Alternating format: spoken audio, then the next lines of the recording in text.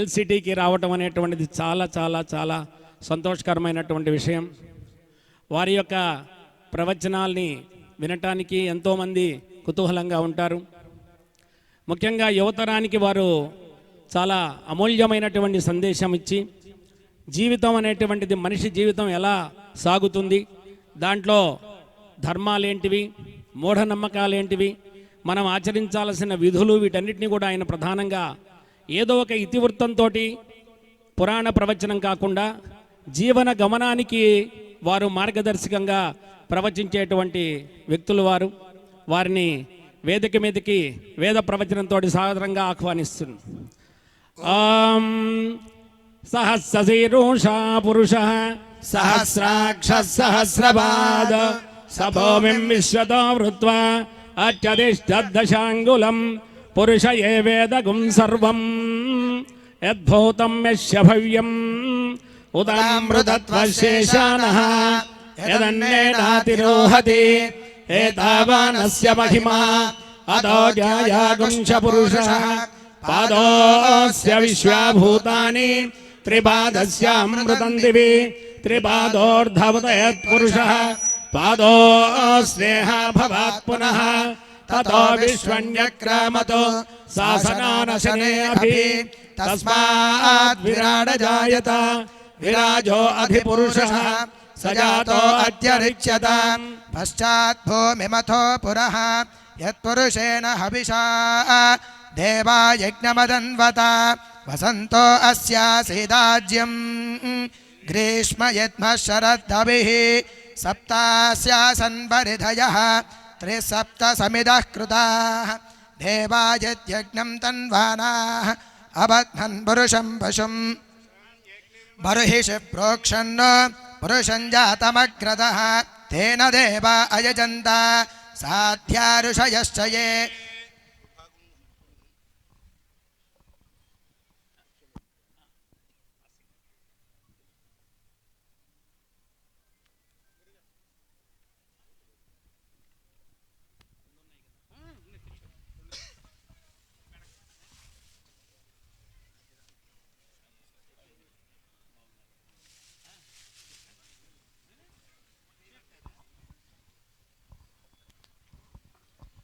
ఓం యోపాం పుష్పం వేద పుష్పవాన్ ప్రజావాన్ పశుమాన్ భవతి చంద్రమా వా అపాం పుష్పం పుష్పవాన్ ప్రజావాన్ పశుమాన్ భవతి.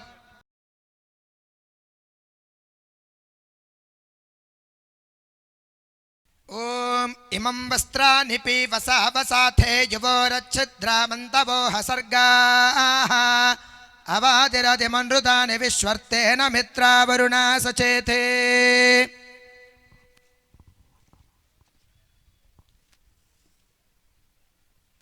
ఓం సుమంగళీరియం వధూరిమాగుం సమేత పశ్యత సౌభాగ్యమస్యే దత్వాయాధాస్త్వం విపరేతన రోచనో రోచమానః శోభనః శోభమానః కళ్యాణః.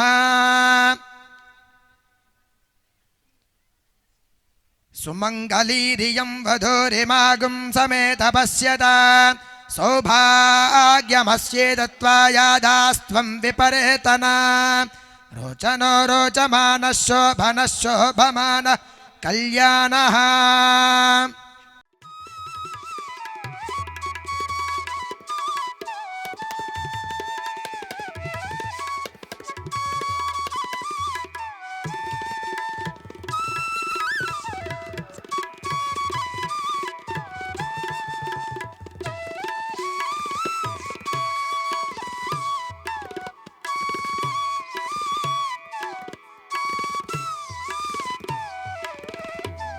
ఓం యో వైతాం బ్రహ్మణో వేదామృతేనాలితాం పురీం తస్మై బ్రహ్మజ బ్రహ్మాజ ఆయుః కీర్తిం ప్రజాన్ దదుః భగధేయైనైవైనం ప్రణయతే బ్రాహ్మణ ఆరుషేయ వృద్ధరేత్ బ్రాహ్మణో వై సర్వా దేవతాః సర్వాభిరేవైనం దేవతాభివృద్ధరతి యావదేవై దేవతాస్తా సర్వా వేదవిద బ్రాహ్మణే తస్మాత్ బ్రాహ్మణేభ్యో వేదవిద్యో దివే దివే నమస్కుర్యాన్నా శ్రీలంకేర్తయేత్ అప్రీణాది పర్యాప్త్య అనంతరాజాయ సర్వస్తోమోతిరాత్రవత్తమమహర్భవతి సర్వస్యాప్త్యై సర్వస్యజిచ్చై సర్వమేవ తేనా ప్రోతి సర్వం జయతి వృషశైలాధియేవ దైవతన్నః వృషభాద్రీశ్వర ఏవ దైవతన్నః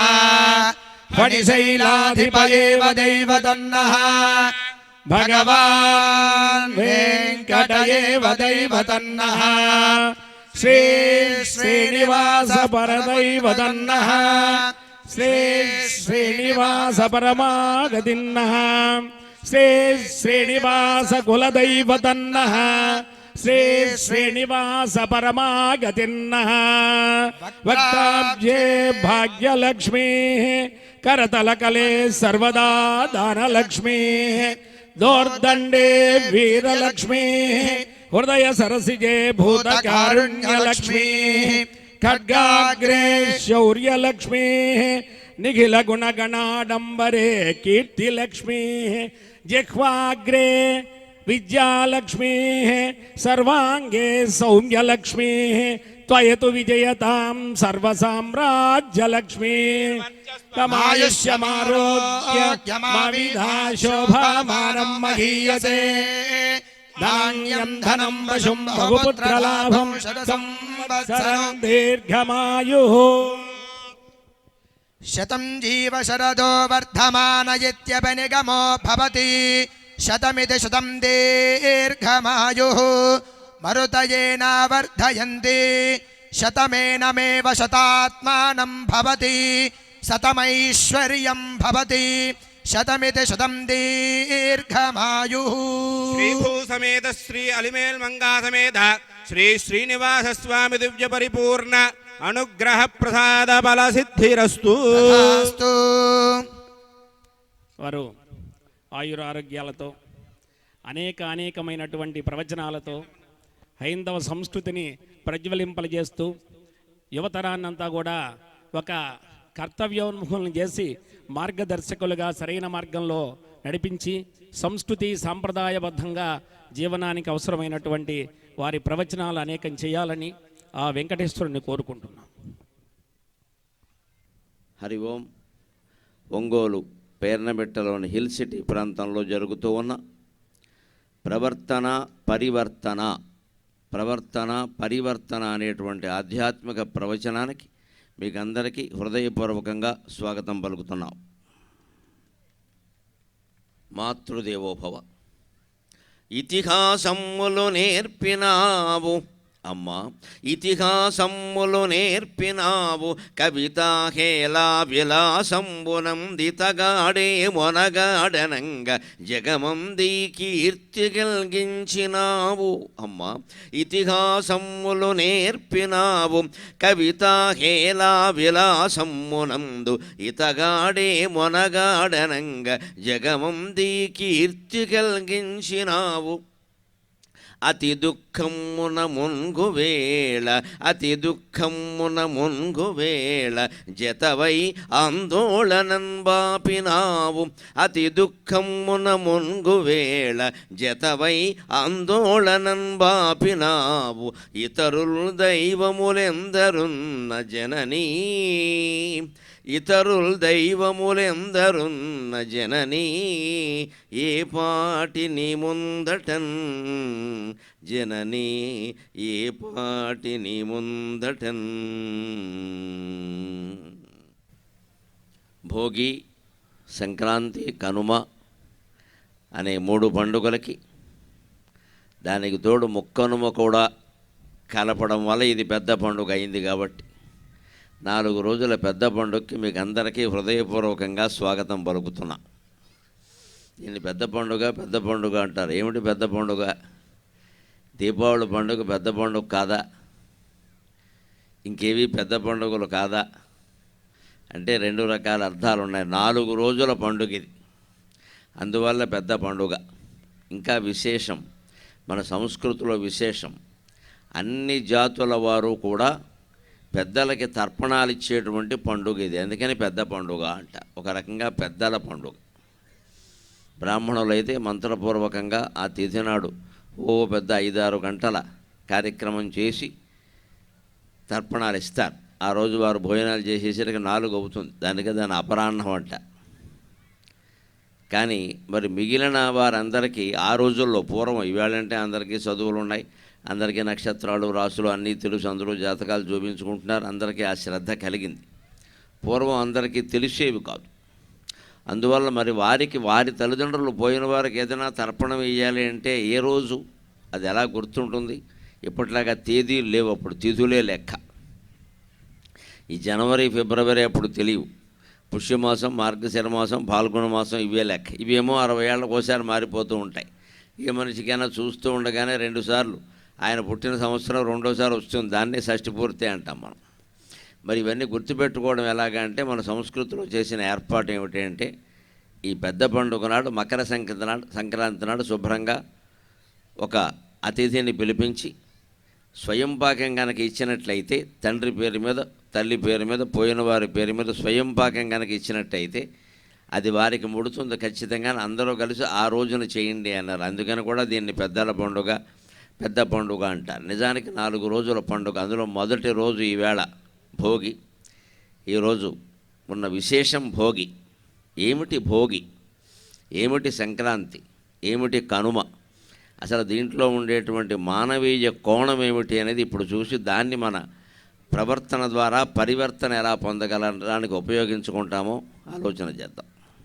పగలు రేలును లేక బాధించు చలి జబ్బు భోగి మంటలలోన బుగ్గి కాగా, ఇంటింటి సౌభాగ్యమే దేశ భాగ్యమై సంక్రాంతి రథమట్లు సాగుచుండ, పశుపూజలో కూడా పశుపతి పూజనే కనుమన్న సంస్కృతి ఘనత చూప, పిడికెడు బియ్యము ప్రీతిగా గైకొని హరినామధనమిచ్చు కరుణతోడ, వచ్చే సంక్రాంతి 1000 ఏండ్ల వైభవమును తెచ్చే తెలుగింటి వాకిండ్లు తేరురగుచువిచ్చే, గొబ్బెమ్మలను త్రొక్కజొచ్చే గంగిరెద్దులు అయిననేమనరు అదే ముద్దో ఏమో, అయిననేమనరు అదే ముద్దో ఏమో. భోగి అంటే భోగాలను అనుభవించేవాడు అని ఒక అర్థం. భోగాలను అనుభవించేవాడు భోగి. ఇంకో అర్థం కూడా ఉంది. పాము పడగను కూడా భోగి అంటారు. పామునే అంటారు భోగి అని. భోగము అంటే పడగ, భోగము కలిగినది భోగి. అంచేది భోగి అంటే పాము అని కూడా అర్థం. భోగాలను అనుభవించేవాడు అని అర్థం ఉండే భోగి మాటకి పాము అర్థం ఎందుకుందండి? మనం అనుభవించే భోగాలన్నీ పాములు లాంటివి, ఎప్పుడు కాటేస్తాయో తెలియదు, అందుకని జాగ్రత్తగా ఉండమని అర్థం. ఐశ్వర్యం అనుభవించడం అంటే పాము పడగ నీడలో ఉన్నట్టు లెక్క. ఎప్పుడైనా పాము కాటేయచ్చు. పాము పడగ నీడని నమ్మడానికి వీల్లేదు. తాడు చెట్టు నీడనైనా నమ్మొచ్చు. తాడు చెట్టు నీడ ఉండేదే తక్కువ, అది నిలకడగా ఉండదు. అదేనా పర్వాలేదు, ఇస్తే ఇస్తుంది నీడ, ప్రమాదం చెయ్యదు. పాము నీడ ఎటువంటిది అంటే మనకి తెలియగా పైన పాము పడకబడితే ఏదో నీడ అనుకుంటాం మనం, కానీ కాటేస్తే జీవితంలో కొన్ని శక్తులు అలాగే ఉంటాయి, మన పక్కనే ఉండి మన కాటేస్తాయి. అందుకని భోగి అంటే పాము అని అర్థం. భోగి అంటే భోగం అనుభవించేవాడు అని అర్థం. ఏ భోగాలు అనుభవిస్తున్నా సరే మనం పాము పడగ నీడలోనే ఉన్నాం. ఈ భోగాలు ఎప్పుడు పోతాయో తెలియదు అనేటువంటి జ్ఞానంతో ఉంటే నిరంతరం భగవన్నామస్మరణలో ఉంటాం, భగవద్ధ్యానంలో ఉంటాం. అప్పుడు మనని కాటేయదలుచుకున్న పాముని భగవంతుడే నరికి వారేస్తాడు. అడ్డమేమీ లేదు అందులో. ఆ భగవన్నామస్మరణలో ఉన్నవాడికి మీద ఏమి కష్టాలు రాని, ఏమి నష్టాలు రాని, ఎవరు ఎటువంటి ఆయుధాలు విసరని ప్రహ్లాదుడిని కాపాడినట్టే మనని కాపాడతాడు ఆయన. అందుకని అది దృష్టిలో పెట్టుకోవాలి. భోగి అంటారు. అందుకని ఇంకొక అర్థం ఉంది. భోగి అంటే ప్రిపరేషన్ డే, తయారయ్యే రోజు. హిందువుల పండుగల్లో ఉండే విశేషం ఇదే, తయారయ్యే రోజు. అందుకే ప్రతి పండుగకి భోగి ఉంటుంది. వినాయక చవితికి ముందు రోజు భోగి, ప్రతిరోజు అంటారు అలా భోగి. సంక్రాంతికి భోగి అని ప్రత్యేకంగా ఉంది, కానీ శ్రీరామనవమికి ముందు రోజు భోగి. ఆ రామనవమికి సందర్భించిన సామగ్రి తయారవ్వాలి కదా, పానకం తయారు చేయాలి. అంటే ముందు నీళ్లు సంపాదించాలి, బెల్లం సంపాదించాలి, చెరుకు గొళ్ళ సంపాదించాలి, అల్లం కూడా సంపాదించాలి, బెల్లం కాదు అల్లం కూడా సంపాదించాలి, మిరియాలు సంపాదించాలి, ఇవన్నీ తెచ్చుకోవాలి కదా. వినాయక చవితికి అయితే బోల్డ్ తయారీ ఉంటుంది, 21 రకాల ఆకులు తేవాలి, ఉండ్రాళ్ళు తయారు చేసుకోవాలి, అందులో మళ్ళీ శనగపప్పు ఉండ్రాళ్ళు, బెల్లం ఉండ్రాళ్ళు చాలా ఉంటాయి. ఇది భోగి తయారీ. అంటే మన పెద్దలు ఆచారం ఎలా పెట్టారు అంటే పండగ చెప్పడంతో పాటుగా పండగకి ముందు రోజు భోగి కూడా పెట్టారు. తయారవడానికి ఓ రోజు పెట్టుకో ఖాళీగా, నిజానికి సెలవు ఆ రోజు ఇస్తే మంచిది, తయారవుతారు. పత్రికల వారు ఏ రోజైనా సెలవు అన్నారనుకో అర్థం ఏంటి, ఆ మర్నాడు పేపర్ రాదు, ఆ రోజు వస్తుంది. శివరాత్రి నాడు సెలవుని ప్రకటిస్తారు, ఎప్పుడు ప్రకటిస్తారు, శివరాత్రి నాడు ప్రకటిస్తారు. అంచేది ఎప్పుడు పేపర్ రాదు, శివరాత్రి మర్నాడు రాదు, శివరాత్రి వస్తుంది పేపర్. అంచేది ఆ రోజు సెలవు ఇచ్చారు, ఉద్యోగస్తులు ఎవరో రారు కాబట్టి మర్నాడు పేపర్ తయారయ్యే అవకాశం లేదు అని అర్థం. అలాగే మన పెద్దలు మనకి నిజమైన సెలవు ఎప్పుడు ప్రకటించారంటే పండగకి ముందు రోజు. నువ్వు తయారవ్వాలి కదా, అన్నీ తెచ్చుకోవాలి కదా, బజార్కి వెళ్ళాలి కదా. ఇప్పుడంటే బజార్లో అన్నీ దొరుకుతున్నాయి, పూర్వం ఏం దొరికేవి, ఎక్కడికెక్కడ అడవులకు వెళ్ళాలి, అడవిలోంచి ఉసిరికాయ తేవాలి, సముద్రంలోంచి ఉప్పు తేవాలి, ఆ ఉసిరికాయలో ఈ ఉప్పు నంచుకోకపోతే పళ్ళు పులిసిపోతాయి. కానీ ఉసిరికాయ కావాలంటే అడవిలోకి వెళ్ళాలి, ఉప్పు కావాలంటే సముద్రం దగ్గరికి వెళ్ళాలి. ఈ ఉసిరికాయ ఉప్పు ఎవరైనా పట్టుకొచ్చి మన చేతిలో పెడితే తినడం తేలిక, అందుకే కరతలామలకం అనే మాట వచ్చింది. ఎవరైనా మనకు అర్థం కాని విషయాన్ని బాగా అర్థమయ్యేలా తేలిగ్గా చెప్పారనుకోండి, కరతలామలకం చేశారండి అంటారు. అంటే అరిచేతిలో ఉసిరికాయ పెట్టినట్టుగా. అరిచేతిలో ఉసిరికాయ పెడితే ఏమిటి, ఉప్పు ఎక్కడది, ఉప్పు ఉసిరికాయ రెండూ పట్టుకొచ్చి ఆయనే పెట్టాడు, నువ్వు ఆప్ అన్నావు అంతే తేడా. ఈవేళ ఫోన్లో యాప్ అన్నట్టే ఉసిరికాయ ఆప్ అన్నావు అంతే తేడా. అంటే అడవికి వెళ్ళి ఉసిరికాయ తెచ్చుకోవాల్సిన అవసరం లేకుండా, సముద్రానికి వెళ్ళి ఉప్పు తెచ్చుకోవాల్సిన అవసరం లేకుండా, రెండూ తీసుకొచ్చి ఎవరో మన చేతిలో పెడితే తినేయడం తేలిక కదా. అలాగే వేదం చదవకుండా, శాస్త్రం చదవకుండా, పురాణాలు చదవకుండా, ఏ గ్రంథాలు చదవకుండా మన ఇష్టం వచ్చిన చదువులు మనం చదువుకుంటున్న ఇవాళ ప్రవచనకర్తల రూపంలో భగవంతుడు మనకు పంపించాడు అంటే అది మనకి అర్థలామలకం. మేము చదివి మీకు చెబుతూ ఉంటాం, మీరు అదృష్టవంతుడు. అవన్నీ మేము చదువుతూ ఉంటాం, మీ జీవితానికి అన్వయించి చెబుతూ ఉంటాం. కనీసం ఆ అన్వయించుకుని చెప్పేటువంటి సమయంలోనైనా పూర్తి శ్రద్ధతో కనుక వింటే ఖచ్చితంగా ఏ జీవితంలోనూ దుఃఖం అనేది ఉండదు. నేను మీకు ఈ ప్రవచనం కారణంగా సంతానం కలుగుతారని, సంపద కలుగుతుందని, మీరు ఐశ్వర్యం పెరుగుతుందని, ఆయుర్దాయం పెరుగుతుందని ఇటువంటి పిచ్చి వాగ్దానాలు ఏమీ చేయను. కానీ మీరు జీవితాన్ని ధైర్యంగా ఎదుర్కోగలిగేటువంటి స్థితి వస్తుందని నేను వాగ్దానం చేస్తాను ఖచ్చితంగా. ఇది వింటే మీకు ధైర్యం ఏర్పడుతున్నాను. జీవితాన్ని ఎదుర్కోవడానికి ధైర్యం కావాలి మనకి. ఆ ధైర్యం ఉంటే సంతోషంగా జీవించవచ్చు. ఏ మతమైనా ఏ శాస్త్రమైనా మనకి నేర్పవలసింది రెండే. మూడో విషయం మనకు అక్కల్లా, బతికినంతకాలం ధైర్యంగా బతకాలి, వెళ్ళిపోయేటప్పుడు సంతోషంగా వెళ్ళిపోవాలి. ఏ చివరి కోరికతో వెళ్ళిపోకూడదు. చివరే కోరిక, మళ్ళీ చివరి కోరిక ఏమిటి, చివరే కోరిక. అంచేత చివరి కోరిక అంటూ ప్రత్యేకంగా ఉండదు. ఆ చివరే కోరిక కావాలి అంటే ఉన్న కొద్దిపాటి కోరికలు ఏమన్నా ఉంటే ఈ లోపు ఏదో తీర్చేసుకోవాలి, దురాశలకి దుర్దశలకి పోకుండా తీర్చేసుకోవాలి. అందుకే మన పండగలో వాటిని తీరుస్తారు. ఎలాగా, పగలు రేలును లేక బాధించు చలి జబ్బు భోగి మంటలలోన బుగ్గిగాగా. భోగి పండుగ నాడు విశేషం ఏంటంటే ముందు రోజు రాత్రి 2 గంటలు దాటాక చలిమంట వేస్తారు. అందులో ఏం వేస్తారు ఇప్పుడంటే ఏవో పట్టుకొచ్చి బారేస్తున్నారు, లారీ టైర్లు కూడా బారేస్తున్నారు. పూర్వం అలా కాదు, పాత కుర్చీలు, పాత పీటలు, పాత చెక్క సామగ్రి అందులో వేసేవారు ప్రతి ఇంట్లో. ఎందుకండి, ఒకటి చలిమంటలో ఏదో ఒకటి వేయాలి, వేయకపోతే ఎలా మండుతుంది. అందుకని ముందు భౌతికం. హిందువుల ఆచారాల్లో ఎప్పుడు భౌతికం, మానసికం, ఆధ్యాత్మికం 3 ఉంటాయి. భోగినాడు ముందు రోజు వేసే చలిమంటలో ఒక భౌతికమైన ప్రయోజనం ఏమిటంటే చెక్కలవి ఉంటే కానీ మరి చలిమంట ఉండదు కదా, వెయ్యాలి కదా. అందుకని ఏదో పాత చెక్కలన్నీ వదిలించుకుంటే వదిలిపోతుంది, ఆ చెక్కలతో అది మండుతుంది. ఇది భౌతికం.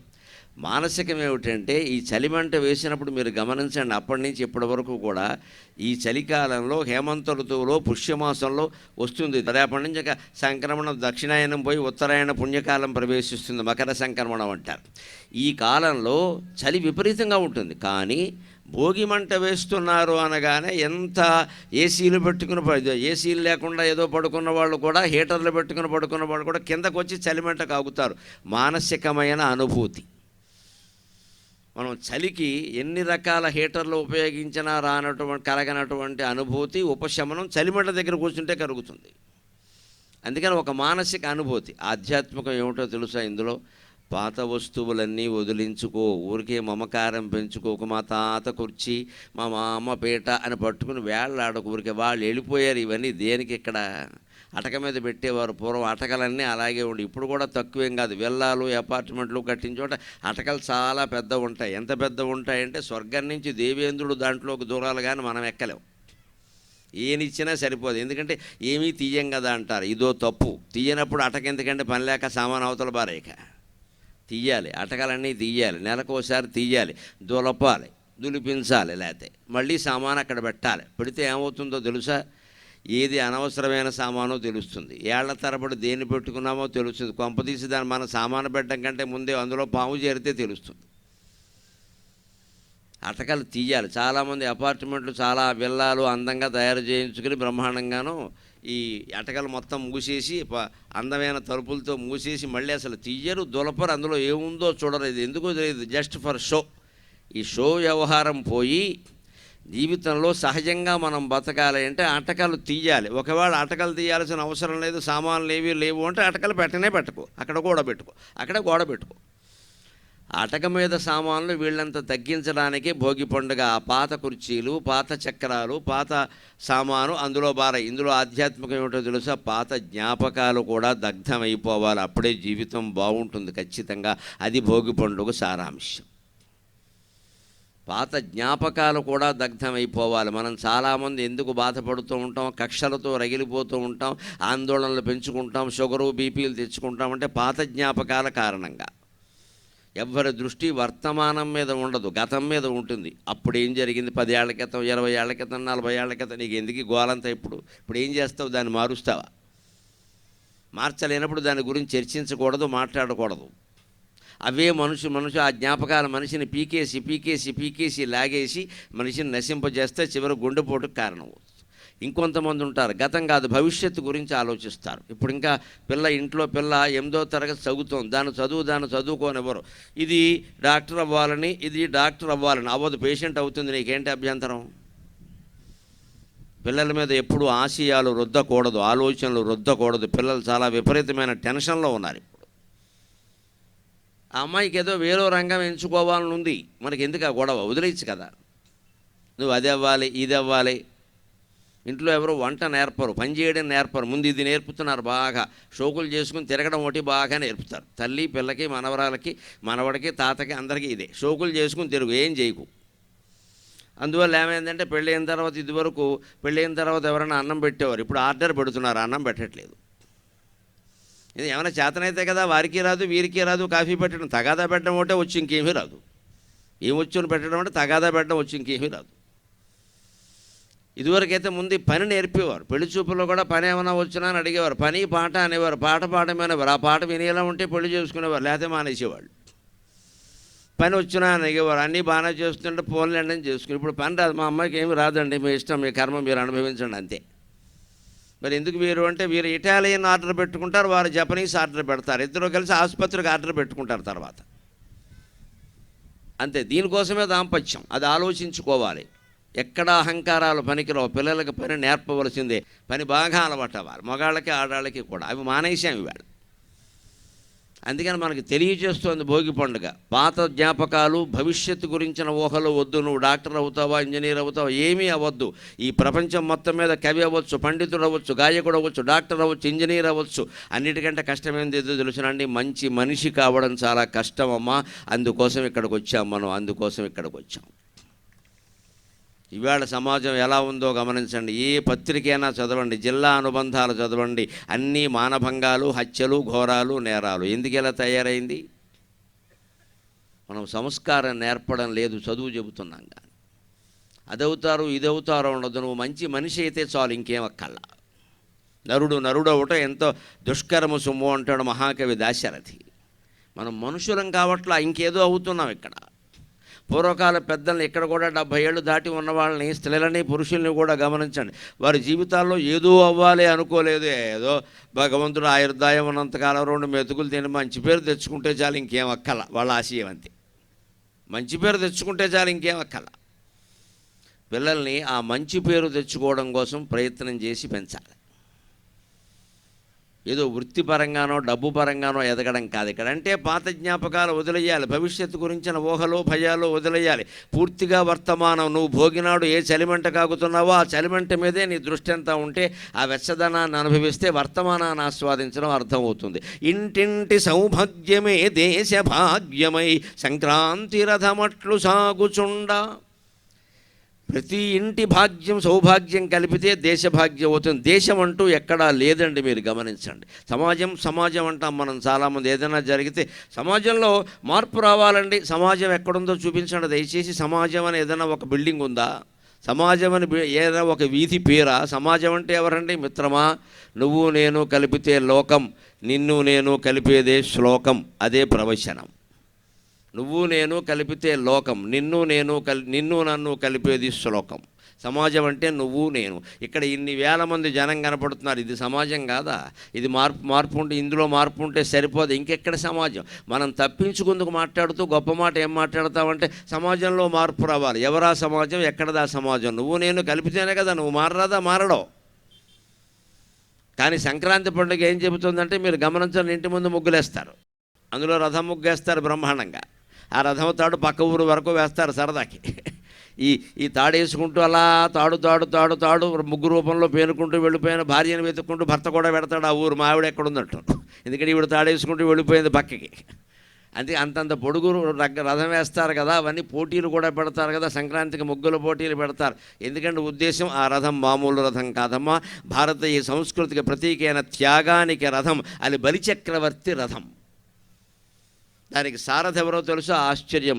అర్జునుడికి ఎవరు సారథ్యం వహించారో బలిచక్రవర్తికి కూడా వారే సారథ్యం వహించారు. సాక్షాత్ శ్రీమన్నారాయణమూర్తి ఆ బలిచక్రవర్తి రథానికి సారథి. సంక్రాంతి నాడు రథం ముగ్గు వేస్తే బలిచక్రవర్తి శ్రీమన్నారాయణమూర్తి ఇద్దరూ కలిసి మన ఇంటికి వస్తారు. ఏమిటి బలిచక్రవర్తి ప్రత్యేకత? ప్రతి మనిషికి అహంకారం ఉంటుంది, ప్రతి మనిషికి ఎంతో కొంత గర్వం ఉంటుంది. ఉండనియండి, పర్వాలేదు, నష్టం లేదు. బలిచక్రవర్తికి కూడా ఉంది. లేకపోతే విష్ణుమూర్తి ఆయన్ని పాదంతో కిందికి పాతాళానికి తొక్కవలసిన పని ఏమీ లేదు. అందుకే చేశాడు ఆ పని. ఎందుకని? మెదడులో ఉంది. అహంకారం ఎక్కడుంటుంది? మెదడులో ఉంటుంది. అందుకే బలిచక్రవర్తికి మూడో కారు ఎక్కడ పెట్టమంటామంటే ఇక్కడ పెట్టమని చెప్పాడు. ఆయనకి తలలో ఉంది కాబట్టి తల మీద పెట్టాడు. మనకి మెదడు మోకాల్లో ఉంటుంది కదా. అందుకని విష్ణుమూర్తికి తెలుసు, స్వామి నీ పాదస్పర్శ నాకు కావాలంటే మోకాలు తీరా అంటాడు. ఎందుకంటే మనకు మెదడు మోకాల్లో ఉంది. ఇక్కడ ఆయనేనయ్యం మనకంటే, ఆయన మెదడు తలలో ఉంది, అందులో అహంకారం ఉందనడానికి లెక్క ఏమిటండి? ఆయన ఏమడిగాడు? వామనుడు 3 అడుగుల నేల దానం అడిగాడు. అడిగిన దానం ఇవ్వచ్చు కదా. ఆయన అలా అనలేదు. కరువులో వాహనము అంటూ కంచనము నికేతనములో గ్రామంబులో భూములో ఏనుగులు కావాలా, గుర్రాలు కావాలా, భూమండలం అంతా కావాలా, అమ్మాయిలు కావాలా అని అడిగాడు. అమ్మాయిలు ఎందుకండి? 7 ఏళ్ల అబ్బాయి చదువుకునేవాడికి చెడిపోవడం. ఏనుగులు ఎందుకండి? ఏనుగు దొక్కితే వాడు ఏమైనా పనికొస్తాడా? గుర్రం ఎందుకండి? గుర్రం ఎక్కితే వాడు పనికొస్తాడా? ధరణీఖండమో భూమండలం ఇచ్చేస్తా 7 ఏళ్ల అబ్బాయికి పరిపాలన అప్పగిస్తాడా? వాడు చేయగలడా? ఇదంతా అహంకారం. ఆయన అడిగిన దానం ఆయనకి ఇవ్వకుండా నా దగ్గర ఎంత ఉంది, అంతుంది అని చెప్పడం గొప్ప ఉంది. ఇదే బలిచక్రవర్తి అహంకారం. అది నీది కాదు, భగవంతుడిది. మొత్తం అంతా ఈశావాస్యమదం సర్వం యత్కించ జగత్యాం జగతు తేన త్యక్తేన భుంజీథాక మా గృహ కశ్యస్విద్ధనం అని వేదం చెప్పినట్టుగా ఇదంతా ఈశావాస్యం. నువ్వు వింటున్నది, చూస్తున్నది మొత్తం భగవంతుడిదే, నీదనేది ఏం లేదు ఇక్కడ. ఈ శరీరం ఉన్నంత వరకు అనుభవించడానికే నీకు హక్కు, అంతకంటే ఏమీ లేదు. అలా భావిస్తే ఖచ్చితంగా భగవంతుడు కిందికి తొక్కేస్తాడు. అందుకని బలచక్రవర్తిని కిందికి అణిచాడు, అహంకారం పోవడం కోసం. అంతేగాని ఎవరో రాక్షసరాజును తొక్కేయడం కదా. అప్పుడే బలిచక్రవర్తి మీద దయతో చక్రవర్తి అహంకార నిర్మూలనం కోసం ఈ పని చేశానయ్యా, కానీ నువ్వు రాజ్యం అంతా నాకు ధారపోసావు కాబట్టి నీకేం వరం కావాలో కోరుకో అంటే బలిచక్రవర్తి అడిగిన రథం నా ఇంటి ముందు నువ్వు కాపలా ఉండవయ్యా అని కోరాడు. వాచ్మెన్, మహావిభు వైభవంతో ఉండే వైకుంఠవాసి భక్తుడు ఇంటి ముందు వాచ్మెన్ అయ్యాడమ్మా. అది మన వెంకటేశ్వర స్వామి దయ, అది భగవంతుడు దయ. మహావైభవంతో అఖిలాండ కోటి బ్రహ్మాండ నాయకుడు వాచ్మెన్ అయ్యాడు బలిచక్రవర్తి ఇంటి ముందు. కారణం దానం. గుర్తుపెట్టుకోవాలి ఇక్కడ అందరూ, దానం. మన ధనం బాగుండాలి, కాపాడుకోవాలంటే దానం చేయాలి. నెలాదాయంలో ఇంత శాతం దానం చేయాలని లెక్క రాసి పెట్టుకుని మరీ చేయాలి. అన్ని విధాలా మనని కాపాడేటువంటిది దానం మాత్రమే. ఉపార్జితానాం విత్తానాం త్యాగయేవకి రక్షణం తటాకోదర సంస్థానాం పరివాహయివాంభస. బాగా కోట్లు కోట్లు సంపాదిస్తున్నాం ఈవేళ రకరకాల వ్యాపారాలు చేసి. అందరూ ఒక్కటే గమనించాలి, ఉపార్జితానాం విత్తానాం త్యాగయేవహి రక్షణం. సంపాదించిన డబ్బు నిలబడాలంటే త్యాగం చేయమన్నారు. అదేంటంటే త్యాగం చేస్తే అయిపోతుంది కదా, ఎలా నిలబడుతుంది అంటారు. నీ తిండి మానేసి, ఇల్లు కట్టుకోవడం మానేసి, ఈ కుటుంబ సభ్యుల భోగాలు మానేసి త్యాగం చేయమని చెప్పలా.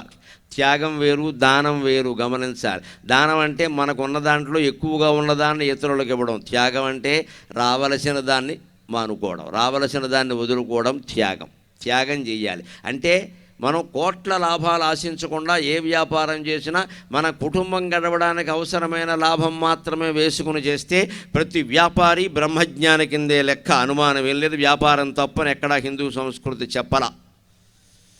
మహాతపస్సులు చేసే ఋషుల కంటే వ్యాపారులు గొప్పవాళ్ళు అయిన ఉన్నారు. భారతంలో ఉంటుంది కథ. జాజలి అని ఒక ఋషి ఉంటాడు. జాజలి ఆయన ఎంత గొప్ప తపస్సు చేస్తాడు అంటే బ్రహ్మచర్యం పాటించి ఆయన కూర్చుంటే ఆయన శిరస్సు మీద పక్షులు గూడు కట్టేస్తాయి. గూడు కట్టిన విషయం కూడా ఆయనకి తెలియదు. అంత తపస్సులో ఉండిపోయాడు. దేనికి, ఏ కోరికలకి, ఏ అవసరాలకి లేవలేదు ఆయన, అలా ఉండిపోయాడు. పక్షులు గూడు కట్టేసాయి.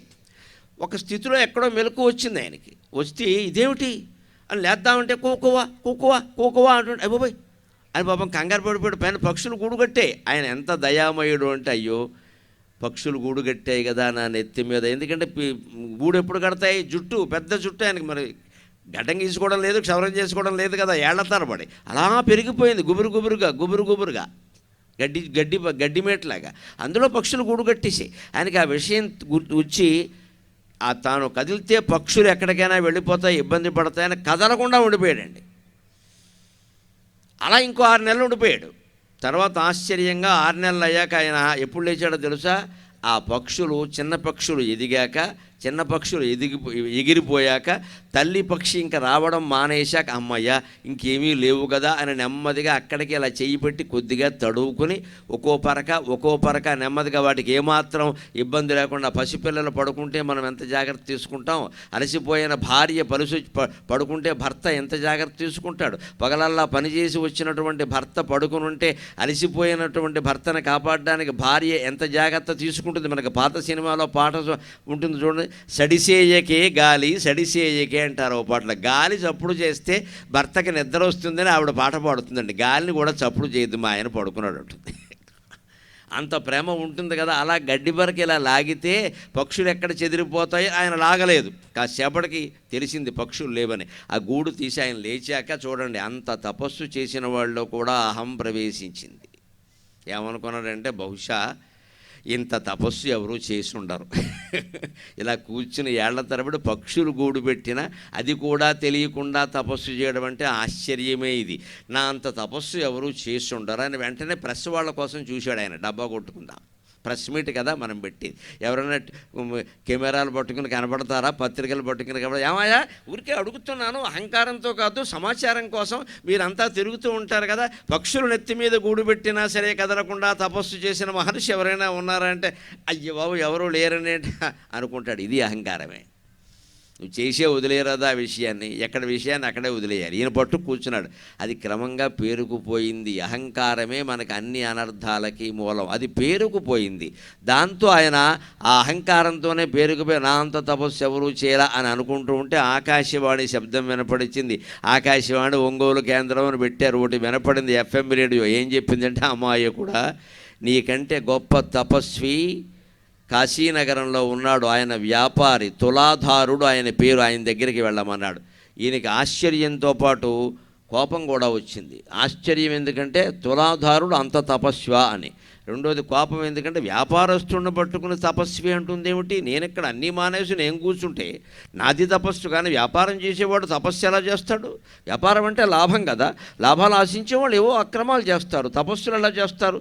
అయినా సరే ఆకాశవాణి చెప్పింది కాబట్టి, నమ్మదగిన కేంద్రం కాబట్టి అక్కడి నుంచి బయలుదేరి కాశీ వెళ్ళి తులాధారుడు ఎక్కడా అంటే ఆయన ఇల్లు చూపించాడు. అక్కడికి వెళ్ళారు. అక్కడ విచిత్రమైన సన్నివేశాన్ని చూశాడు ఈ జాజలి. ఆ తులాధారుడు కిరాణం కొట్టు నడుపుతున్నాడు. ఇంత చేస్తే మరమరాలు, శనగపప్పు, బెల్లం ఇలాంటివేవో 10 సరుకులు, చింతపండు, ఉప్పు అమ్ముకుంటాడు. ఆయన అక్కడ కూర్చున్నాడు. ఆయన ఏ స్థితిలో ఉన్నాడు అంటే నమ శివాయ నమ శివాయ నమ శివాయ నమో నారాయణాయ నమో నారాయణాయ నమో నారాయణాయ శ్రీమాత్రే నమః శ్రీమాత్రే నమః శ్రీమాత్రే నమః ఇలాగ భగవన్నామస్మరణలో ఉన్నాడు. అతను చూశాడు, కాస్త కళ్ళు తెరిచే వరకు ఆగాడు. చూసేసరికి ఆయన ఎంత గొప్ప జ్ఞాని అంటే జాజలి మహర్షి అని పిలిచాడు. ఈయన పేరు ఆయనకి ఎలా తెలిసిందండి? ఆ రోజుల్లో వాట్సాప్లు లేవు, ఫేస్బుక్లు లేవు, ఏం లేవు. ఎలా తెలిసే? అసలు ఇప్పుడే తెలవడం కష్టం కదా, ఆర్టిఫిషియల్ ఇంటెలిజెన్స్ లేదు. అది తపశ్శక్తి, అది తపశ్శక్తి. ఆ తపశ్శక్తి కృత్రిమ మేధ కంటే మించింది. తన మనస్సులో ఏదైనా సంకల్పిస్తే తపస్సు చేసినవాడు ఆ మనస్సంకల్పం అప్రయత్నంగా అమలు జరిగిపోతుంది. అందుకని ఆయనకి జ్ఞానం కలిగింది, గొప్ప జ్ఞానం కలిగి జాజలి మహర్షి అనగానే ముందు ఆయన కింద పడిపోయాడు. నా పేరు వీడికి ఎలా తెలిసింది? ఎందుకంటే ఆధార్ కార్డులు కూడా లేవు అప్పుడు. వెంటనే అన్నాడు, పర్వాలేదు, మీరు ఎందుకు వచ్చారో నాకు తెలుసు, అడగండి అన్నాడు. నువ్వు వ్యాపారం చేస్తున్నావు కదా, అది తపస్సు ఎలా అవుతుంది అంటే, ఎందుకు అవ్వదండి అన్నాడు. ఎందుకంటే భగవద్గీతలో ప్రమాణం ఉంది మనకి, 18 అధ్యాయాల్లో చెబుతారు, ఏ పనైనా తపస్సే, అది ధర్మమే, లోకానికి అపకారం చేయకుండా ఉంటే చాలు, ఏదైనా తపస్సే. యతః ప్రవృత్తిర్భూతాని ఏన సర్వమిదం తతం స్వకర్మణా తమభ్యర్చ్య సిద్ధిం విందతి మానవః. భగవంతుడిని మనం ఆరాధించే విధానం ఎలాగా, అంతటా నిండిన భగవంతుడిని ఆరాధించే విధానం ఎలాగా అంటే, అంతటా నిండి ఉన్నాడు అన్నప్పుడు నువ్వు ఏ పని చేసినా ఆయన ఆరాధన చేస్తున్నట్టే లెక్క. నువ్వు ఏ పని చేసినా ఆరాధిస్తున్నట్టే. మనం వంట వండుతున్నాం, వంట ఆయనే, వండేవాడు ఆయనే. స్తవ్యస్తవ ప్రియ స్తోత్రం స్తుతి స్తోత రణప్రియ, విష్ణు సహస్రంలో ఉంటుంది. స్తవ్యక, స్తవము చేయబడేవాడు ఆయనే. స్తవ ప్రియక, ఆ చేసిన విష్ణు సహస్రనామ స్తోత్రం వింటూ సంతోషించేవాడు ఆయనే. స్తుతి, ఆ స్తుతి ఆయన. స్తోత, ఆ స్తోత్రం చేసేవాడు కూడా ఆయన. అంటే భక్తుడికి భగవంతుడికి భేదం లేదు. విష్ణు సహస్రం అద్వైతాన్ని ప్రతిపాదిస్తోంది. స్తవ్యస్తవప్రియ స్తోత్రం స్తుతి స్తోత రణప్రియ, చేసేవాడు ఆయనే. అందుకని అంతా ఒక్కటే అయినప్పుడు భగవద్ తపస్సు అంటే అర్థం ఏంటంటే, నువ్వు చేసే పని సక్రమంగా చేస్తే అది తపస్సు కింద లెక్క.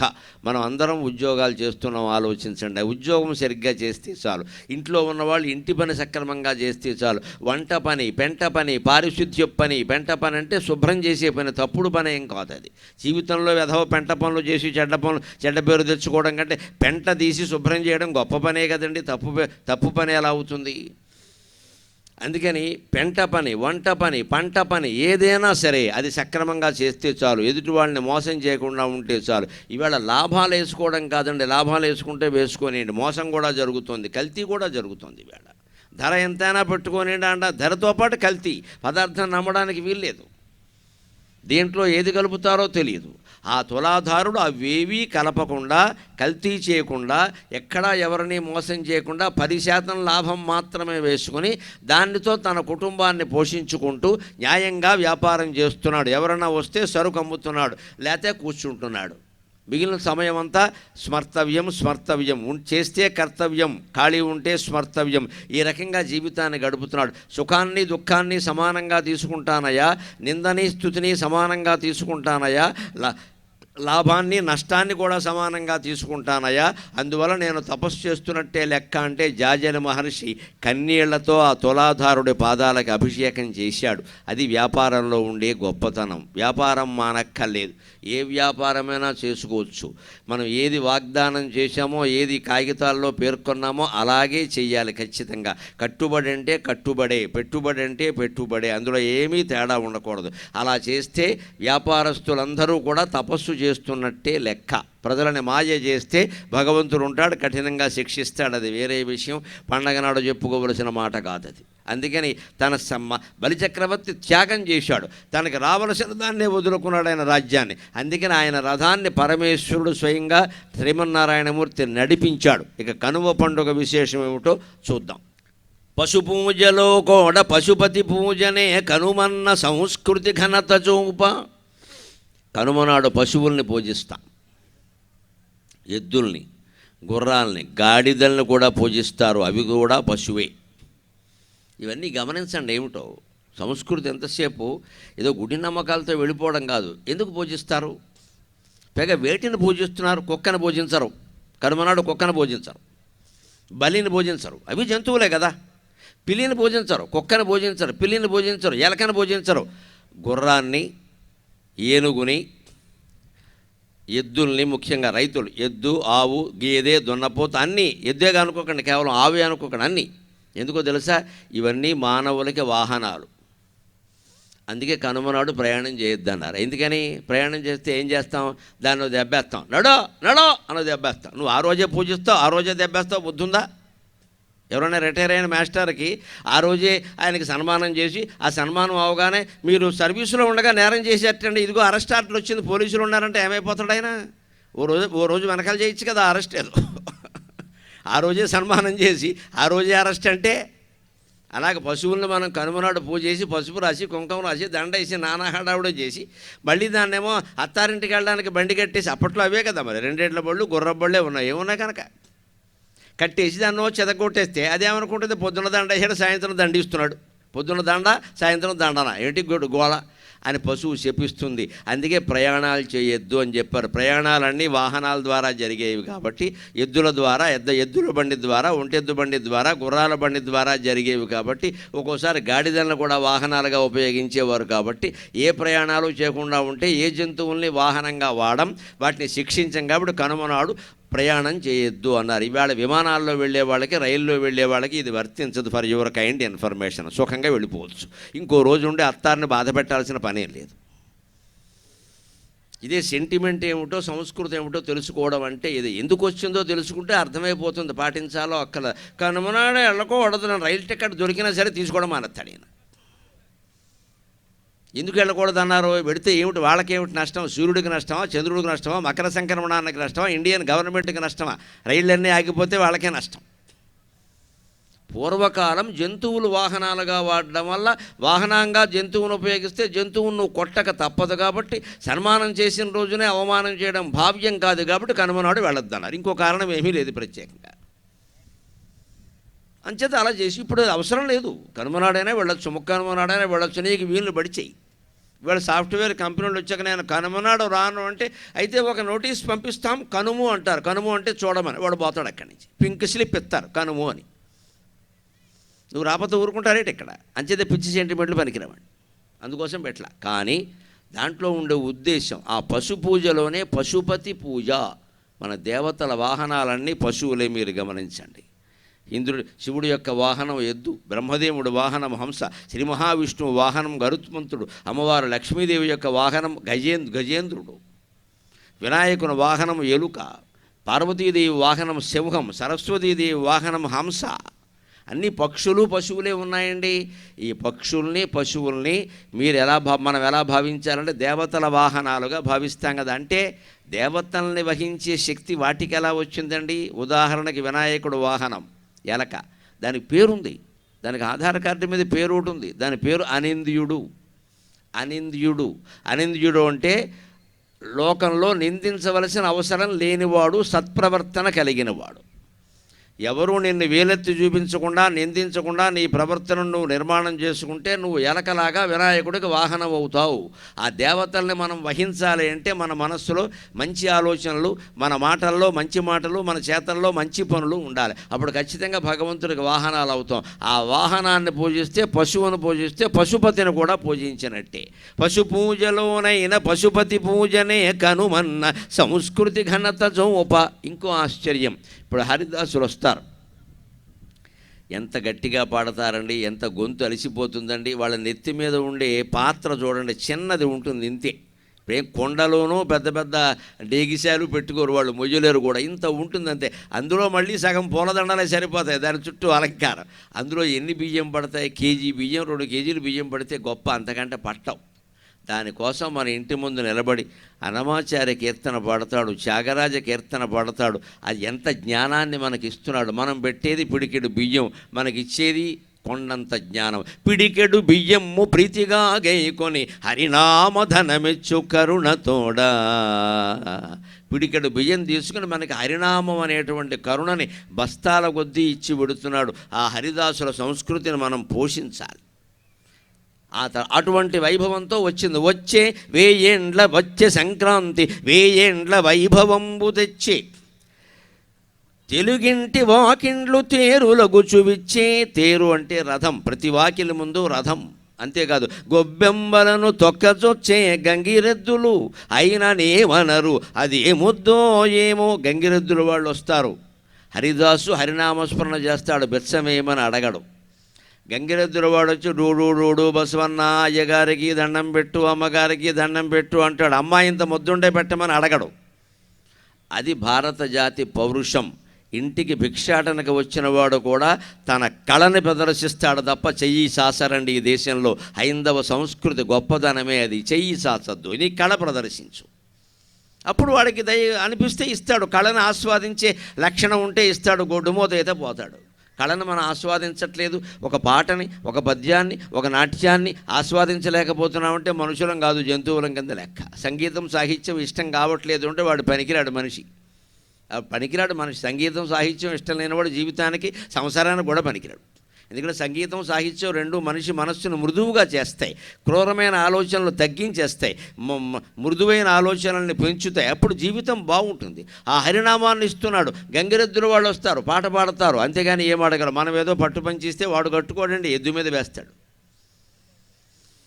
పట్టు చీరేస్తే వాడు కట్టుకోడు, దాని మీద వేస్తాడు, దానికి అలంకారం చేస్తాడు. మనం ఇచ్చే బియ్యమో 10 రూపాయలు తీసుకుంటాడు, వెళ్ళిపోతాడు. అక్కడ అంత తక్కువ డబ్బు తీసుకుని ఎక్కువ హరినామాన్ని ఇచ్చేటువంటి పండుగ అండి ఇది. తెలుగింటి వాకిండ్లు తేరులు గుచ్చువిచ్చే గొబ్బెమ్మలను తొక్కజొచ్చే గంగిరెద్దులు అయిననేమనరు అదే ముద్దో ఏమో.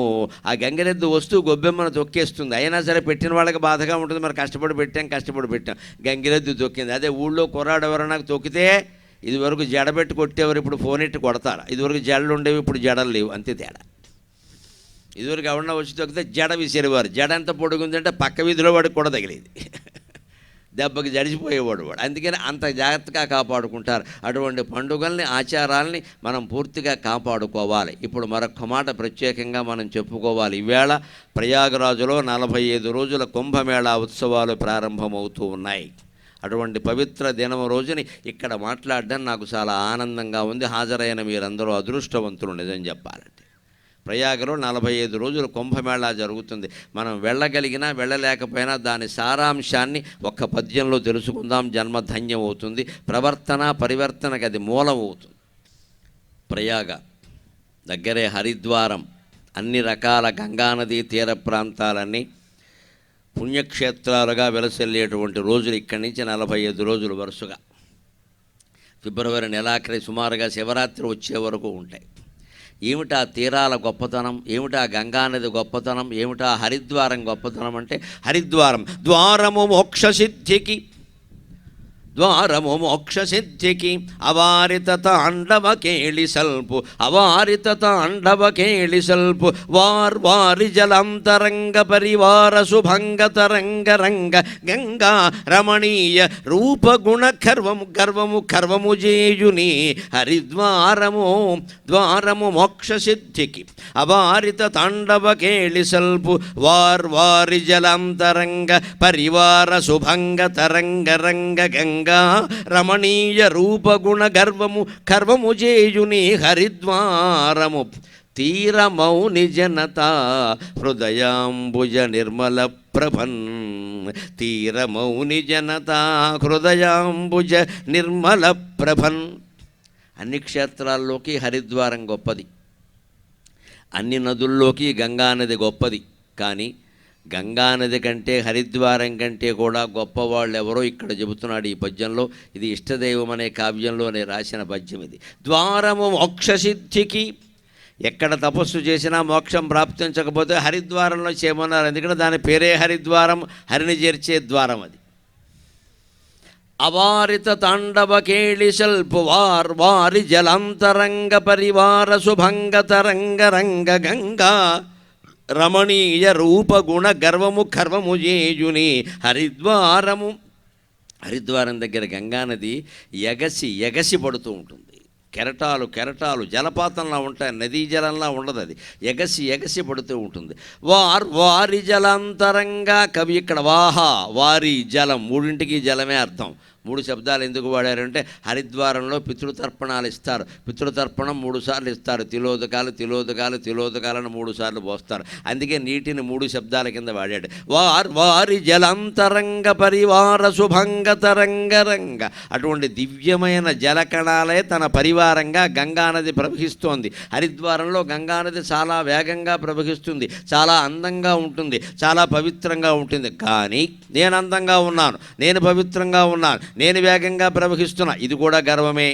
ఇందాక జాజలి మహర్షి గర్వంలాగా నువ్వు తపస్సు చేసినా గర్వపడకూడదు కదా. గంగానదికి ఒక గర్వం వచ్చిందట. ఏమిటి? నేను అందంగా ఉన్నా, నేను పవిత్రంగా ఉన్నా, నేను వేగంగా ప్రవహిస్తున్నా, నాకంటే అందమైన నది లేదు, నాకంటే పవిత్రమైన నది లేదు, నాకంటే వేగవంతంగా ప్రవహించే నది లేదు అని గర్వం వచ్చింది. ఆ గర్వానికి సమాధానం చెప్పారట ఎవరు? తీరమౌని జనత హృదయాంబుజ నిర్మల ప్రభన్. ఆ హరిద్వారంలోనే తపస్సు చేస్తున్నటువంటి మహర్షుల హృదయాలనే పద్మాల్లోకి గంగానది తొంగి చూస్తే వీళ్ళ మనస్సులు ఉన్నంత పవిత్రంగా నేను లేనే అందిటి గంగానది. గంగానది కంటే కూడా సత్ప్రవర్తన కలిగిన మనిషి గొప్పవాడు, మనిషి గొప్పవాడు, మనిషి గొప్పవాడు. ఆ మంచి మనుషుల్ని రూపొందించడం మన ప్రవర్తనకి పరమావధి.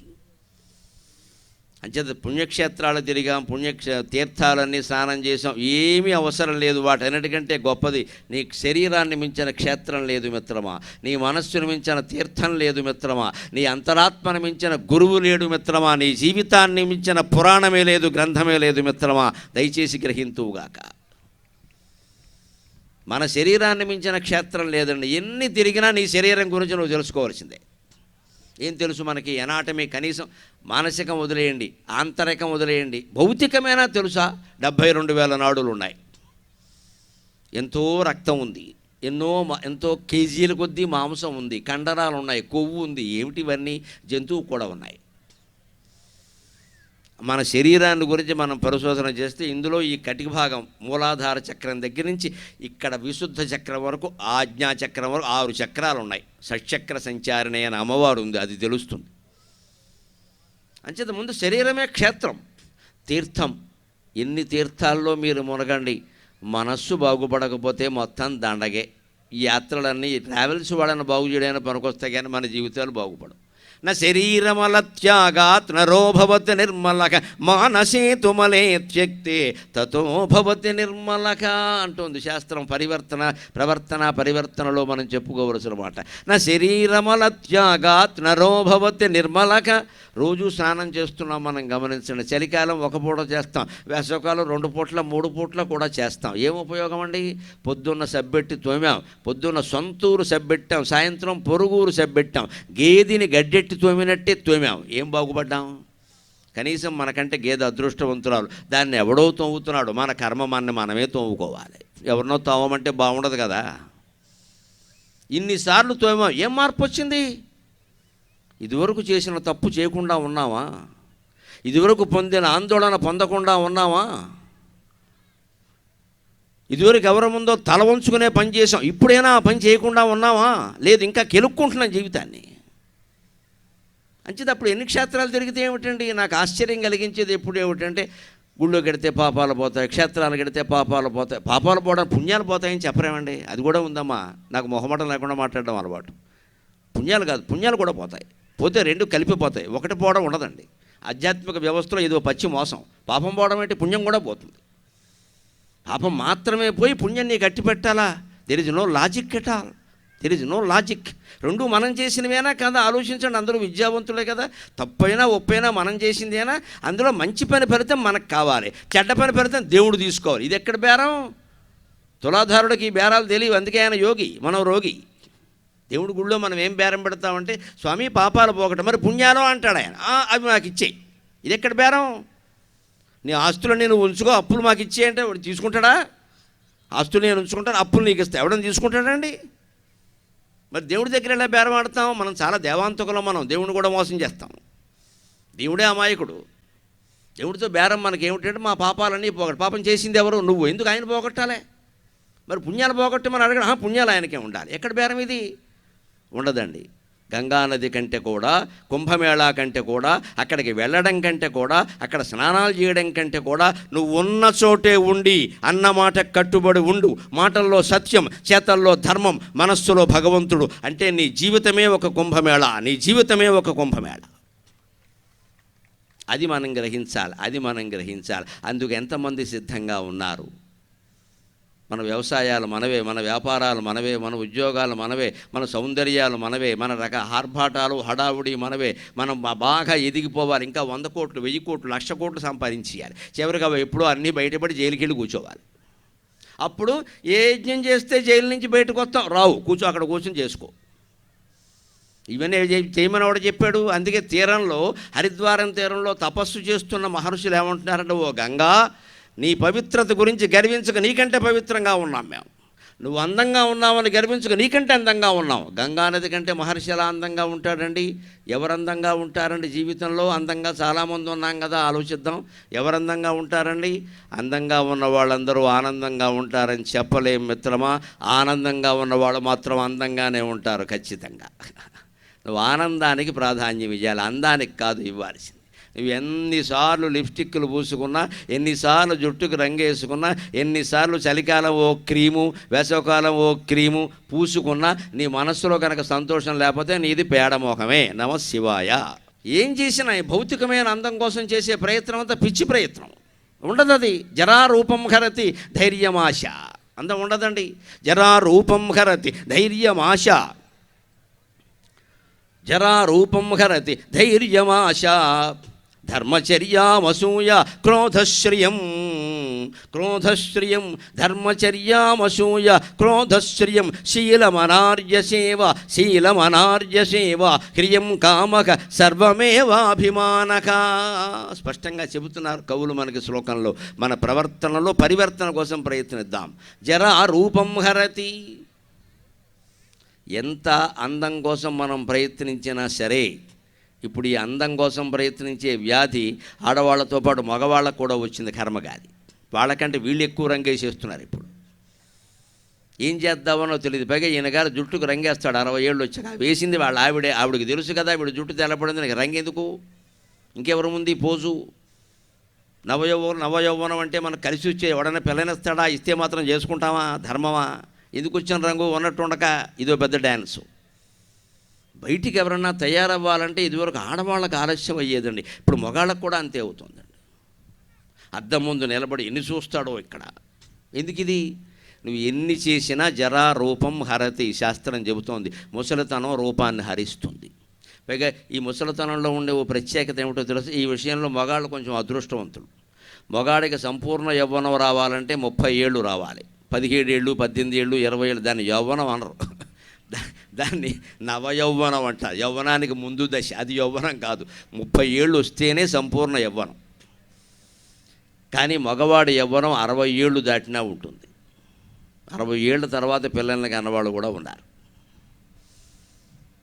30 నుంచి 60. స్త్రీ సమస్య ఏమిటంటే 15 ఏళ్ళకే వచ్చేస్తుంది. ఎక్కడ లేని యవ్వనం మెసమెసలు ఆడిపోతుంది. ఇంకా పట్టుకోవడం కష్టం. మాటిమాటికి ఫోన్ పెట్టుకుంటే అవ్వ మీదకి వెళ్ళిపోతుంది. 16 స్వీట్ 16. ఎవరికి తెలియకూడదు, సంథింగ్. కానీ ఆశ్చర్యం, ఈ యవ్వనం 30 ఏళ్లకే వెళ్ళిపోతుంది. 14-15 ఏళ్ళు మించి ఉండదు. స్త్రీ శరీరమే అంత. అది శరీర నిర్మాణం, దానికి ఎవరేం చేయలేదు. మీరు ఎన్ని పూసినా ఒకటే. ఇంకా ఇటు పక్క దొండకాయ చెక్క, ఇటు పక్క ఆనపకాయ మొక్క, నువ్వు ఏం పూయి. ఇవన్నీ బ్యూటీ క్లినిక్ను ప్రోత్సహించడానికి మనకొస్తా, నీకు పనికిరావు. అందుకే పూర్వకాలం గమనించడం. నేను ఏ ఆచారాన్ని సమర్థించట్లా, వాస్తవం గమనించమని చెబుతున్నా. పూర్వకాలం వయోభేదం చాలా ఉండేది మగవాళ్ళకి ఆడవాళ్ళకి మధ్యలో. 10 ఏళ్ళు 15 ఏళ్ళు భేదం ఉన్నవాళ్ళు, 10 ఏళ్ళు చాలామంది ఇప్పటికే ఉన్నారు. 15 ఏళ్ళు ఉన్న వాళ్ళని చూసాం మేము. శుభ్రంగా సంతానం కలిగేది, ఏమి లోటేం లేదు. శుభ్రంగా సంతానం కలిగేది. 3 4 5 వాళ్ళ ఓపిక మేరకు సంతానం కలిగేవారు. హాయిగా వానప్రస్థంలో జీవించేవారు. 60 ఏళ్ళకు కూడా మగవాడికి ఆ యవ్వనం ఉంటుంది. స్త్రీకి మాత్రం యవ్వనం రావడం, సంతానాన్ని కనే శక్తి, ఇదంతా స్వల్పకాలిక పథకం. అది ఓ 15-20 ఏళ్ళు అయిపోతుంది. అంచేది 15 నుంచి 20 వేసుకో, 35 తీసేయి. ఇంకా 35 దాటాయంటే నువ్వు ఊరికి ఆలోచించక ఇంక దాని గురించి. ఎందుకంటే ఎలాగూ తర్వాత ఏదో వార్ధక్యం వస్తుంది. రూపం హరతి. ఇంకా సాధించవలసినవి ఏమిటో ఆలోచించాలి. జరా రూపం హరతి. దాంతోపాటు ఇంకా చెబుతున్నాడు చూడండి, అప్పుడు ప్రవర్తనలో పరివర్తన వస్తుంది. ధైర్యం, ఆశ. కొంతమంది చాలామంది నాకు భయం వేస్తుంది, ధైర్యం లేదు, నాకు కొంచెం ధైర్యం. ఎందుకు ధైర్యం లేదో ఆలోచించండి. ఏదైనా సమస్య వచ్చినప్పుడు మూలంలోకి వెళ్ళి ఆలోచించాలి. సమస్యని కెలకకూడదు, చిలకాలి. కెలికితే కంపు వస్తుంది, చిలికితే వెన్న వస్తుంది, తేడా అది. జీవితాన్ని చిలకాలి, కెలకూడదు. చిలికితే వెన్న వస్తుంది, కెలికితే కంపు వస్తుంది. కెలకడం అంటే వేలెట్టి కెలకడం, వాసన వస్తుంది. పైగా నువ్వు వేలెట్టు, ఎవడో దాగడం. అదే కవ్వం పెట్టి చిలికావునుకో, ఎంతసేపు చిలికినా అది బాగుంటుంది, వెన్న వస్తుంది. నువ్వు వేలెట్టి కెలికితే ఎలాగా? చాలా సమస్యలకు జీవితాన్ని మనం వేలెట్టి కెలుగుతాం, కవ్వం పెట్టి చిలకం. వేలెట్టి కెలకడం అంటే ఎక్కడ కెలుగుతామో తెలియదు, కవ్వం పెట్టి చిలకడం అంటే ఒక చోటే చిలుకుతాం. Concentrate on the point my friends. చిలకడం అంటే concentrate on the point where the struggle rises.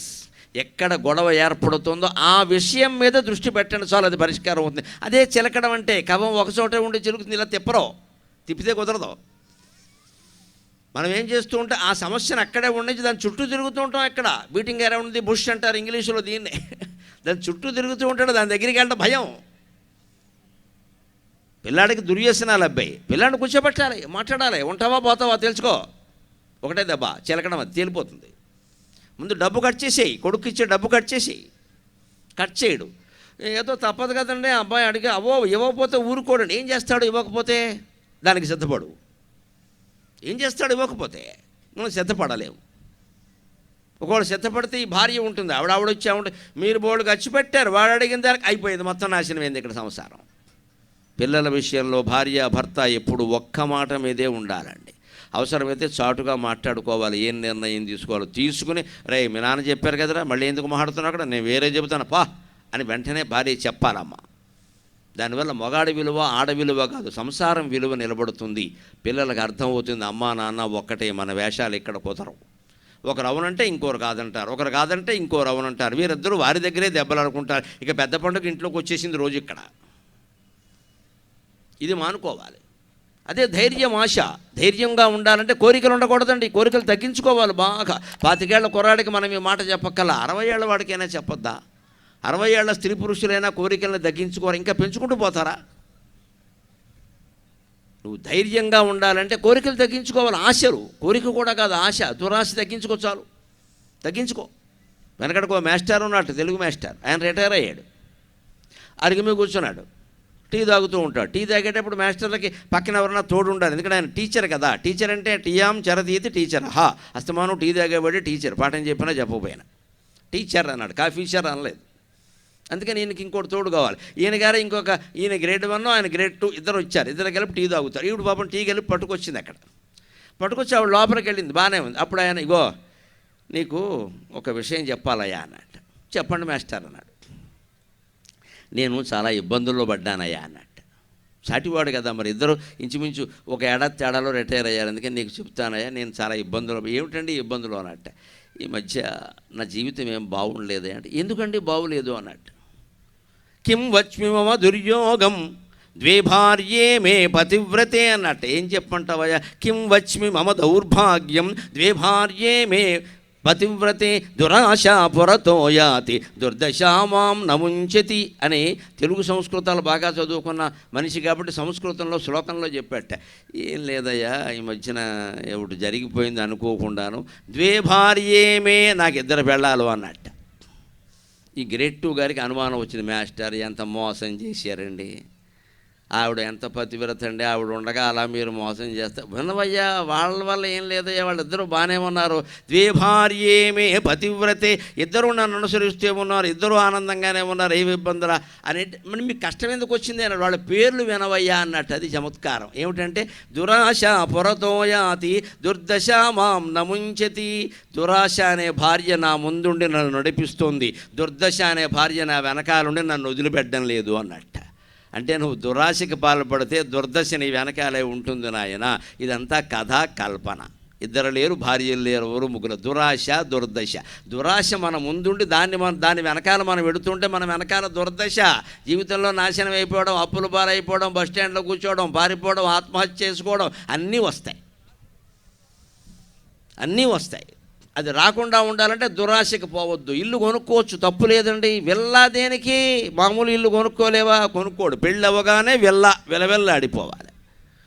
పెళ్ళి అయిన తర్వాత ఎవరైనా సరే 10 ఏళ్ళు అద్దింట్లోనే ఉంటే ఇల్లు బాగుండడం కాదు, సంసారం కూడా బాగుంటుంది.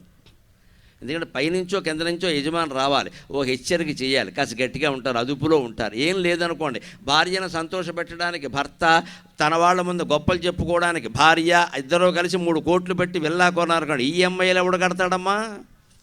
నెలలా ఈఎంఐలు ఎవడు కడతాడు? ఇది ఏకంగా 30 ఏళ్ళకి పెడతారు ఈ పథకం. ఇక్కడ ఈఎంఐ అంటే ఎవడు మాసికం వాడే పెట్టుకోవడం. ఇక్కడ ప్రతి నెల పెట్టుకోవడం. 1వ తారీఖు నీకు జీతం వస్తుంది, 2,50,000 క్రెడిటెడ్ ఇన్ యువర్ అకౌంట్ అని వెంటనే ఒక 10,000, 50,000, 60,000 ఫర్ దట్. చివరికి ఏమి మిగిలింది? ఏమీ మిగలలేదు. క్షవరం చేయించుకుందుకు డబ్బులు కూడా లేవు. అంత క్షవరానికి డబ్బులు లేవు. వచ్చిన 1వ తారీఖు వచ్చిన జీతం 5వ తారీఖు కాకుండా అయిపోతుంది ఇవాళ. ఎందుకని? Because of EMIs. ఈఎంఐలు మనం ఆపలేమా?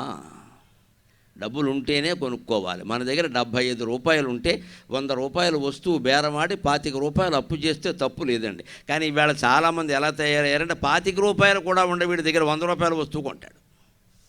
మిగిలిన 75 ఎక్కడి నుంచి తెస్తావా అంటే లోన్ ఇస్తున్నారు కదండి. ఏమిటి లోను? సంక్రాంతి పండక్కి హైదరాబాద్ నుంచి ఒంగోలు రావడానికి కూడా యాప్లో లోన్ చేసే మహానుభావులు ఉన్నారండి. నమశివాయ. 6,000 టికెట్టో యాప్లో లోన్ చేస్తాడు. ఈ 6,000కి వాడు 10 వాయిదాలు ఇస్తాడు. నెలకు 600 కట్టమంటాడు. అంటే నీ ఖర్చులు ఇప్పుడు 600 పడింది. అంతకంటే మానేసి అక్కడ కూర్చోలేవా? భార్యాభర్త ఆనందంగా ఉంటే సరిపోదా? ఇంత పిండి వంటలేవు ఇంట్లో చేసుకుంటే సరిపోదా? వచ్చేయాలా పనిగట్టుకుని? పోనీ ఇక్కడికి వచ్చి ఏమైనా బాగుకునేది ఉందా? పోనీ ఉన్నవాడు ఏమైనా నా లోలు ఉంటాడో మళ్ళీ పరిగెడతాడు ఇక్కడి నుంచి. అదో 6 ఇదో 6 12,000 అయింది. దీనికోసం నెలకు 1,200 ఈఎంఐ అయింది. 10 నెలల పాటు కట్టమన్నాడు వాడు ఏం చేస్తాడు? ఈలోపు వడ్డీలు పెంచేస్తాడు. ఏడాది అయ్యేసరికి 12,000 కాదమ్మా 50,000 వసూలు చేస్తాడు. ఇప్పుడు అప్పులన్నీ అలాగే ఉన్నాయి. ఇది మన జీవితాన్ని మనం చెడగొట్టుకుంటున్నామా లేదా? దురాశని మన వెనకాల మనం పెడుతున్నాం. దుర్దశ మన వెనకాల వస్తుంది. ఇందులో భార్యలు లేరు, భర్తలు లేరు. అంచేత ఆ దురాశను వదిలించుకుంటే మనం అంతా ఆనందంగానే ఉంటాం. జరా రూపం హరతి ధైర్యమాశ ధర్మచర్య అసూయ. నువ్వు అసూయపడ్డావు ఉంటే ఇక ధర్మంగా ఉండలేవు, నీతిగా ఉండలేవు. ఇవాళ సమాజంలో పెద్ద బాధ అసూయ. అసూయ అంటే గుణేషు దోషారోపణం. దానికంటే ముందుది ఈర్ష్య, ఓర్వలేనితనం. మన బంధువులు, మన మిత్రులు ఎవరో మనకంటే పై స్థానంలో ఉన్నారు, వాళ్ళని చూసి మనం అసూయ పడతాం. అక్కడి నుంచి వాళ్ళ ప్రస్తావన ఎవరైనా తీసుకురాగానే ఏమంటే ఆయన బాగా సంపాదించుకున్నారంటే అడ్డంగా సంపాదించాడు నీకేం తెలుసు అంటాం. అంటే వాడు గుణం నీకు దోషం కింద కనపడింది. ఇది అసూయ. ఈ అసూయ ఉంది అంటే ధర్మానికి కట్టుబడి ఉండలేం. అంతేకాదు క్రోధశ్రియం. కోపం పెరిగింది అంటే డబ్బు నాశనం అవుతుంది. ఎందుకో తెలుసా? కోపం బాగా ఉన్న వాళ్ళని గమనించాలి. ఇంట్లో ఏదో వస్తువు పగల కొట్టేస్తాడు, అది మళ్ళీ కొనుక్కోవాలి. అదే డబ్బు నాశనం అవ్వడం అంటే. తినగా ఉండగా ఏదో ఒకటి పగల కొట్టేస్తాడు. కోపం వచ్చిన కుర్రాడు స్మార్ట్ ఫోన్ పగల కొడతాడు. కొట్టాక ఏమంటాడు తండ్రితోటి? ఇదేమో 50,000 ఫోన్, అదేమో ఆండ్రాయిడ్ ఫోన్, ఇది పెద్దరాయిడ్ ఫోన్, 1,00,000 రూపాయల ఫోన్ కొనమంటాడు.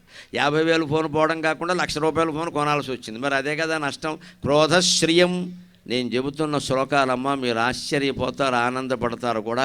1979వ సంవత్సరంలో నేను ఎక్కడో చిన్న ఉద్యోగం చేస్తూ ఉండగా అక్కడ ఒక డైరీ పెట్టుకుని నాకు చదివిన గ్రంథాల్లోంచి ఎత్తి తీసుకుని రాసుకున్న శ్లోకాలు ఇవి. అవి వేళ ఇక్కడ చెబుతున్నా నేను.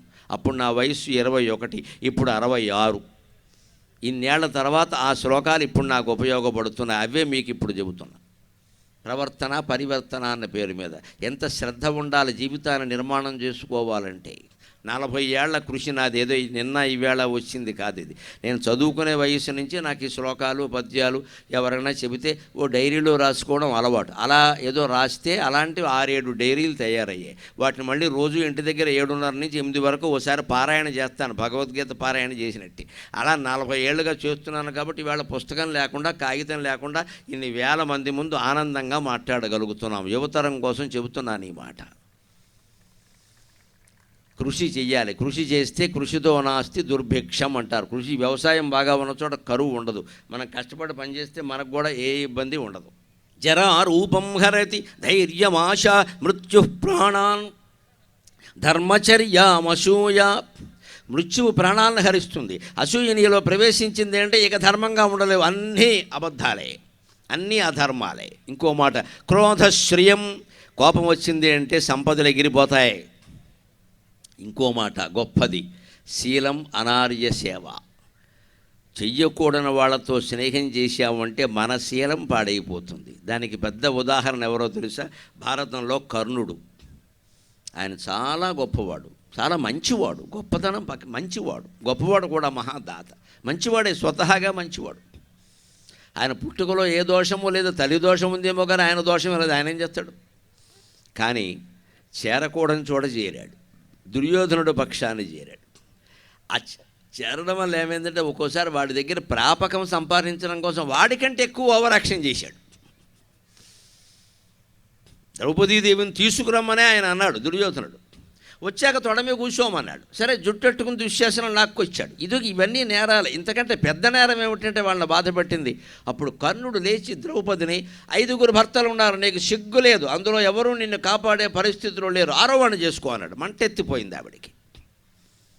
సరిగ్గా కర్ణుడు అర్జునుడు చిట్ట చివరి అస్త్రం వేసి అర్జునుడిని సంహరించేటప్పుడు అర్జునుడు మర్చిపోయినా కృష్ణుడు మర్చిపోలేదు. ఈ మాట అనో, ఈ మాట అని బాణమై పోవాలి వెధవా అన్నాడు. ఎంత మాట అంటాడు? ఒక సాధ్విని పట్టుకుని ఆరోమగుణం చూసుకోమంటాడా? ఏమిటా భాష? వెసేయ్. ఎందుకంటే అర్జునుడు కొంచెం ఆలోచించాడు. రథచక్రం కురింగిపోయింది, తీసుకుంటున్నాడు. ఆ స్థితిలో వీరుణ్ణి చంపకూడదు, యుద్ధ నీతి అని అర్జునుడు అంటే కృష్ణుడు ఏమన్నాడో తెలుసా? యుద్ధనీతి గురించి ఆలోచిస్తున్నావు, జీవిత నీతి ఏమైంది అన్నాడు. అందరూ ఆలోచించాల్సిన విషయం ఇది, అందరూ ఆలోచించాల్సిన విషయం. జీవితంలో నీతి లేనప్పుడు ఫైటింగ్లో నీతి ఏమిటండి? ఇష్టం వచ్చినట్టు గుద్ది బారేస్తాడు. నువ్వేంటి అడిగేది? ఇక్కడ తొడ మీద కొట్టాడు, మెడ మీద కొట్టాడు. భారతం చదవకుండా వ్యధవ్యాఖ్యానాలన్నీ చేస్తారు ఇక్కడ. వాడు తొడ మీదకి వీడి పెళ్ళాన్ని వచ్చి కూర్చోమనొచ్చు, వాడు తొడ మీద కొట్టకూడదు. చక్కగా దుర్యోధన ఓసారి మెడ సాపు కొడతానంటే వాడు కొడతాడా? సాపుతాడా? జరిగే పని అది. అంచేది ఎంత మంచివాడైనా సహనానికి హద్దు ఉంటుందండి, ఒక పద్ధతి ఉంటుంది. అది మితిమీరిపోతే ఏమైపోతుంది అది. అంచేత దుర్యోధనుడు ఎలా కొట్టాడు, అర్జునుడేమో ఎలా చేశాడు, భీష్ముడినేమో ఎలా పడగొట్టాడు, ద్రోణాచార్యులకు అబద్ధం. అసలు అందరినీ వెళ్ళి అక్కడ ఉండమని ఎవడు చెప్పాడండి? ధర్మపక్షాన్ని ఉండొచ్చు కదా. భీష్ముడికి ధర్మం తెలియదా? ద్రోణాచార్యులకి ధర్మం తెలియదా? ఎవరికి తెలియదండి? అశ్వత్థామకి తెలియదా? కర్ణుడికి తెలియదా? రకరకాల వాళ్ళ బలహీనతల కారణంగా అధర్మపక్షాన్ని చేరారు. వాళ్ళ నిర్ణయాల్లో ఎవరి నిర్ణయమూ సరైంది కాదు. భీష్ముడు సహా కౌరవపక్షంలో యుద్ధం చేసిన ఎవరి నిర్ణయమూ సరైంది కాదు. రకరకాల బలహీనతలు. వాటన్నిటి కోసం యుద్ధం ఆపు చేస్తారా? అందుకే ఎవరూ చంపలేకపోతున్న భీష్ముడిని చంపడానికి 3వ రోజుని 9వ రోజుని 2 రోజులు చక్రం ఎత్తాడు కృష్ణ పరమాత్మ. 2 రోజులండి, ఒకసారి కాదు, 2 సార్లు. ఎందుకని? అర్జునుడు దీపావళి బాణాలు వేసినట్టు వేస్తున్నాడు. ఇక్కడ బాణ సంసాది, బాణాలు గవు. ఎందుకంటే తాతగారు ప్రేమ, గౌరవం. అయిపోయి తాతగారు ఓ దెబ్బ వేయడం, తాత తగిలిందా? మరి దెబ్బ వేసాక తగలదా? ఏదో యుద్ధమా బొమ్మలాట. ఒళ్ళు మండిపోయింది కృష్ణుడికి. రథం దిగాడు, చక్రం పట్టుకున్నాడు. కుప్పించి ఎగసిన కుండలంబులకంది గగన భాగం బెల్లగప్పికొనగా. కుప్పించి ఎగసిన కుండలంబులకంతి గగన భాగం బెల్లగప్పికొనగా. ఉరికిన నోర్వక ఉదరంబులోపల జగముల ఉదరంబులోపల జగముల రేగున జగతి కదల. చక్రంబుతో తెంచి చనుదెంచు రయమున పైనున్న పచ్చని పటము జారా. నమ్మితి నాలావు నగుబాటు చేయక మన్నించుమని క్రీడి మరల దిగువ. నేడు కరికి లంఘించు సింగంబు కరణి మెరసి నేడు భీష్ముని చంపుదు నిన్నుగాతు విడువు అర్జున అనుచు మద్విశిఖ వృష్టి తెరలి చనుదెంచు దేవుండు దిక్కు నాకు. నేను ఆయుధం పట్టను అన్న కృష్ణ పరమాత్మ ఆయుధం ఎందుకు పట్టాల్సి వచ్చిందండి? ఆలోచించండి. మన కథల్లో ఉండే రహస్యం. మానవుడు తన పని తాను చేయకపోతే దేవుడు చేస్తాడమ్మా. తప్పదది. ఎందుకంటే అర్జునుడి భక్తి.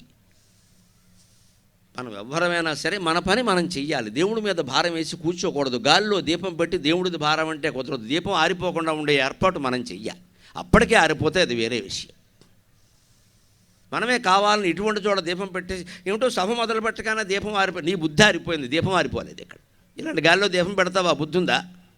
నీ బుద్ధి ఆరిపోయింది. సెంటిమెంట్లు మనకు ఎంతసేపు? పొట్టెడుతుంటే కింద రాలిపోయింది, ఇంట్లోంచి చేతిలోంచి హారతి ఏం పర్వాలేదు, తీసుకో పైకి, కొంపలేమట్టుకోవు. ఇక్కడ ఈ సెంటిమెంట్లు పెంచి ఏడిపించకూడదండి జనాన్ని. ఏం జారిపోయినా ఏం పర్వాలా. కుంకంబరని జారిపోయింది, సరిగ్గా పట్టుకోకపోతే జారిపోతుంది, ఇక్కడి నుంచి పట్టుకో అంతే. శుక్రవారం కూడా కుంకం రావడానికి శుక్రవారం ఏంటి, వక్రవారం ఏంటి, ఏ వారమైనా ఒకటే. ఇలా సెంటిమెంట్లన్నీ పెంచుకుని బూజు పెంచుకున్నాం బాగా మనం బుర్రల్లో. ఏది జారినా కేవలం జారింది, సరి చేసుకుంటే సరిపోతుంది. దానివల్ల ఏమీ కాదు. నేను మొహమాటం లేకుండా చెబుతున్నా, ఈ పిచ్చి నమ్మకాలు వదిలిపెట్టండి. బుద్ధి జారిపోకుండా చూసుకోండి దయచేసి. కుంకంబరిని పసుపు జారిపోతే పెద్ద ప్రమాదం లేదండి. మనం దిగజారిపోకూడదమ్మా, మనం దిగజారిపోకూడదు. మన మనస్సు అనేక వేషాలు వేస్తోంది, పిచ్చి వేషాలు వేస్తోంది, అనేక రకాల ఆరోపణలు చేస్తోంది, అనేక రకాల వ్యసనాలకు లోనైంది. అప్పుడు ఎప్పుడైనా ఆలోచించామా అయ్యో మనస్సు జారిపోతుంది అని? ఒక్కడు ఆలోచించడు. ప్రతి వాడికి నా చేతిలోంచి కలం జారిపోయింది, ఫోన్ జారిపోయింది, కొంకం జారిపోయింది, నీ తలకాయ జారిపోయింది. ఇక్కడ ఈ జారిపోకుండా చూడవలసింది ఇవి కాదండి. బుద్ధి దిగజారిపోతుంది, అది ఎప్పుడైనా చూసుకున్నావా? అది చెబుతున్నాడు అక్కడ. మృత్యు ప్రాణాన్ ధర్మచర్యాం అసూయ క్రోధశ్రియం శీలమనార్య సేవ. కర్ణుడు అంత మంచివాడైనా, దాతైనా, మహాపరాక్రమవంతుడైనా ఎందుకని ఓడిపోయాడండి? శీలాన్ని కోల్పోయాడు. దుర్మార్గుడైన దుర్యోధనుడిని సేవించడం వల్ల. ఇవాళ యువతరం అర్థం చేసుకోవాలి. ఎవరితో తిరుగుతున్నారు మీరు? ఏ సమయాల్లో తిరుగుతున్నారు? ఇంటి దగ్గర తల్లి కానీ తండ్రి కానీ అర్ధరాత్రి 1 గంట కూడా రాని కొడుకు కోసం ఈవేళ నన్ను మన్నించుడుగాక అమ్మాయిలు కూడా అలాగే తయారయ్యారమ్మా. ఎంత క్షోభ పడుతున్నారో తెలుసా? ఎంత క్షోభ చెప్పలేరు. ఏమన్నా అంటే మమ్మీ సో అండ్ సో, మళ్ళీ ఇంగ్లీష్ ఒకటి ఇక్కడ. ఆ మమ్మీ నమ్మేయాలి, ఆ డాడీని నమ్మించాలి. ఈవిడ గారు ఎక్కడ తిరుగుతుందో తెలియదు. ఈవిడ ఫోన్ చూశారనుకోండి, ప్రైవసీ. 16 ఏళ్ల గుంటకి ప్రైవసీ ఏమిటండి? గోమ్మె కొట్టేవాళ్ళాక 16 ఏళ్ల గుంటకి ప్రైవసీయా? ఎవరండి ప్రైవసీ? ఎప్పుడు? పెళ్ళయ్యాక, ఉద్యోగం వచ్చాక, నీకు 30 ఏళ్ళు వచ్చాక. 16 ఏళ్ల వాళ్ళకి ప్రైవసీ ఏమిటండి? ఖచ్చితంగా ఆ ఫోన్ తల్లిదండ్రులకు చూపించి వాడాల్సిందే. వాడొద్దు అన్నది మానేయవలసిందే. ఆ రకంగా తల్లిదండ్రులు నిర్బంధించి తీరాలి. నాకేం మొహమాట బతిమాలితే కుదరదండి. ఎక్కడ వాళ్ళ మనోభావాలు దెబ్బతింటే, ఎవడికి 16 ఏళ్ళ వాడికి మనోభావాలు ఉంటాయి, 50 ఏళ్ళ వాడికి తిండి ఉండదు. ఇక్కడ వీడేమి అనడానికి వీల్లేదు. పెద్దవాళ్ళందరూ దద్దమ్మలు అయ్యారు, పిల్లలందరూ ఎగిరెగిరి పడుతున్నారు. ఇక్కడ నోరు మూసుకుని చెప్పినట్టు విను, లేకపోతే బయటికి పో అని ఖచ్చితంగా నేను ఆడవాళ్ళని అనండి. మొగాడు గట్టిగా ఉండాలి. అక్కడ ఆడు మొగాడరా బుజ్జి అంటే అదే గట్టిగా ఉండాలి. తోలు ఉడుతుందని చెప్పాలి. ఇక్కడ ఇవాళ లేదండి, ఆ పోయిందా మగతనం పోయిందమ్మా, అంతా అయిపోయింది. ఇక్కడ కూర్చుంటున్నారు, ఇక్కడ జపం చేసుకుంటున్నారు, అంతే. పిల్లలు చెడిపోతున్నారు. అంతా అయిపోయాక వాడు కార్తీక మాసంలోనూ శుక్లపక్షంలో పుట్టలేదు, కృష్ణపక్షంలో ఎప్పుడు పుట్టినా ఒకటే ఈ సన్నాసి. ఇంకెక్కడి నుంచి జాతకాలు యాగాలు ఎన్ని రకాలు వచ్చేసేయనండి బూజు మనస్సుకు పట్టేసి. ప్రతివాడు మన ఇంటికి వచ్చి శాస్త్రాలు చెప్పడమే. మీకు దక్షిణం వైపున కిటికీ అలా ఉందండి, ఆ ఉండడం వల్ల పిల్లకి పెళ్ళి అవ్వట్లా. ఇది ఎప్పుడు కిటికీలోంచి దూకెత్తే ఈ పిల్ల ఏం చేస్తావు నువ్వు? పిచ్చి మాటలు చెబుతున్నావు. ఒకటి దక్షిణం కిటికీకి పిల్లకి పెళ్ళి అవ్వకపోవడానికి సంబంధం ఏంటంటే దాని బుద్ధి నువ్వు గమనించావా? దాని ఫోన్ నువ్వు గమనించావా? అందులో ఏముందో గమనించావా? దక్షిణ వైపు కిటికీ గురించి మాట్లాడుతున్నావు. ఇక్కడ తప్పించుకోవడం అమ్మా. నేను మొహమాట, ఇది ఎస్కేపింగ్ ఫ్రమ్ ది ప్రాబ్లం.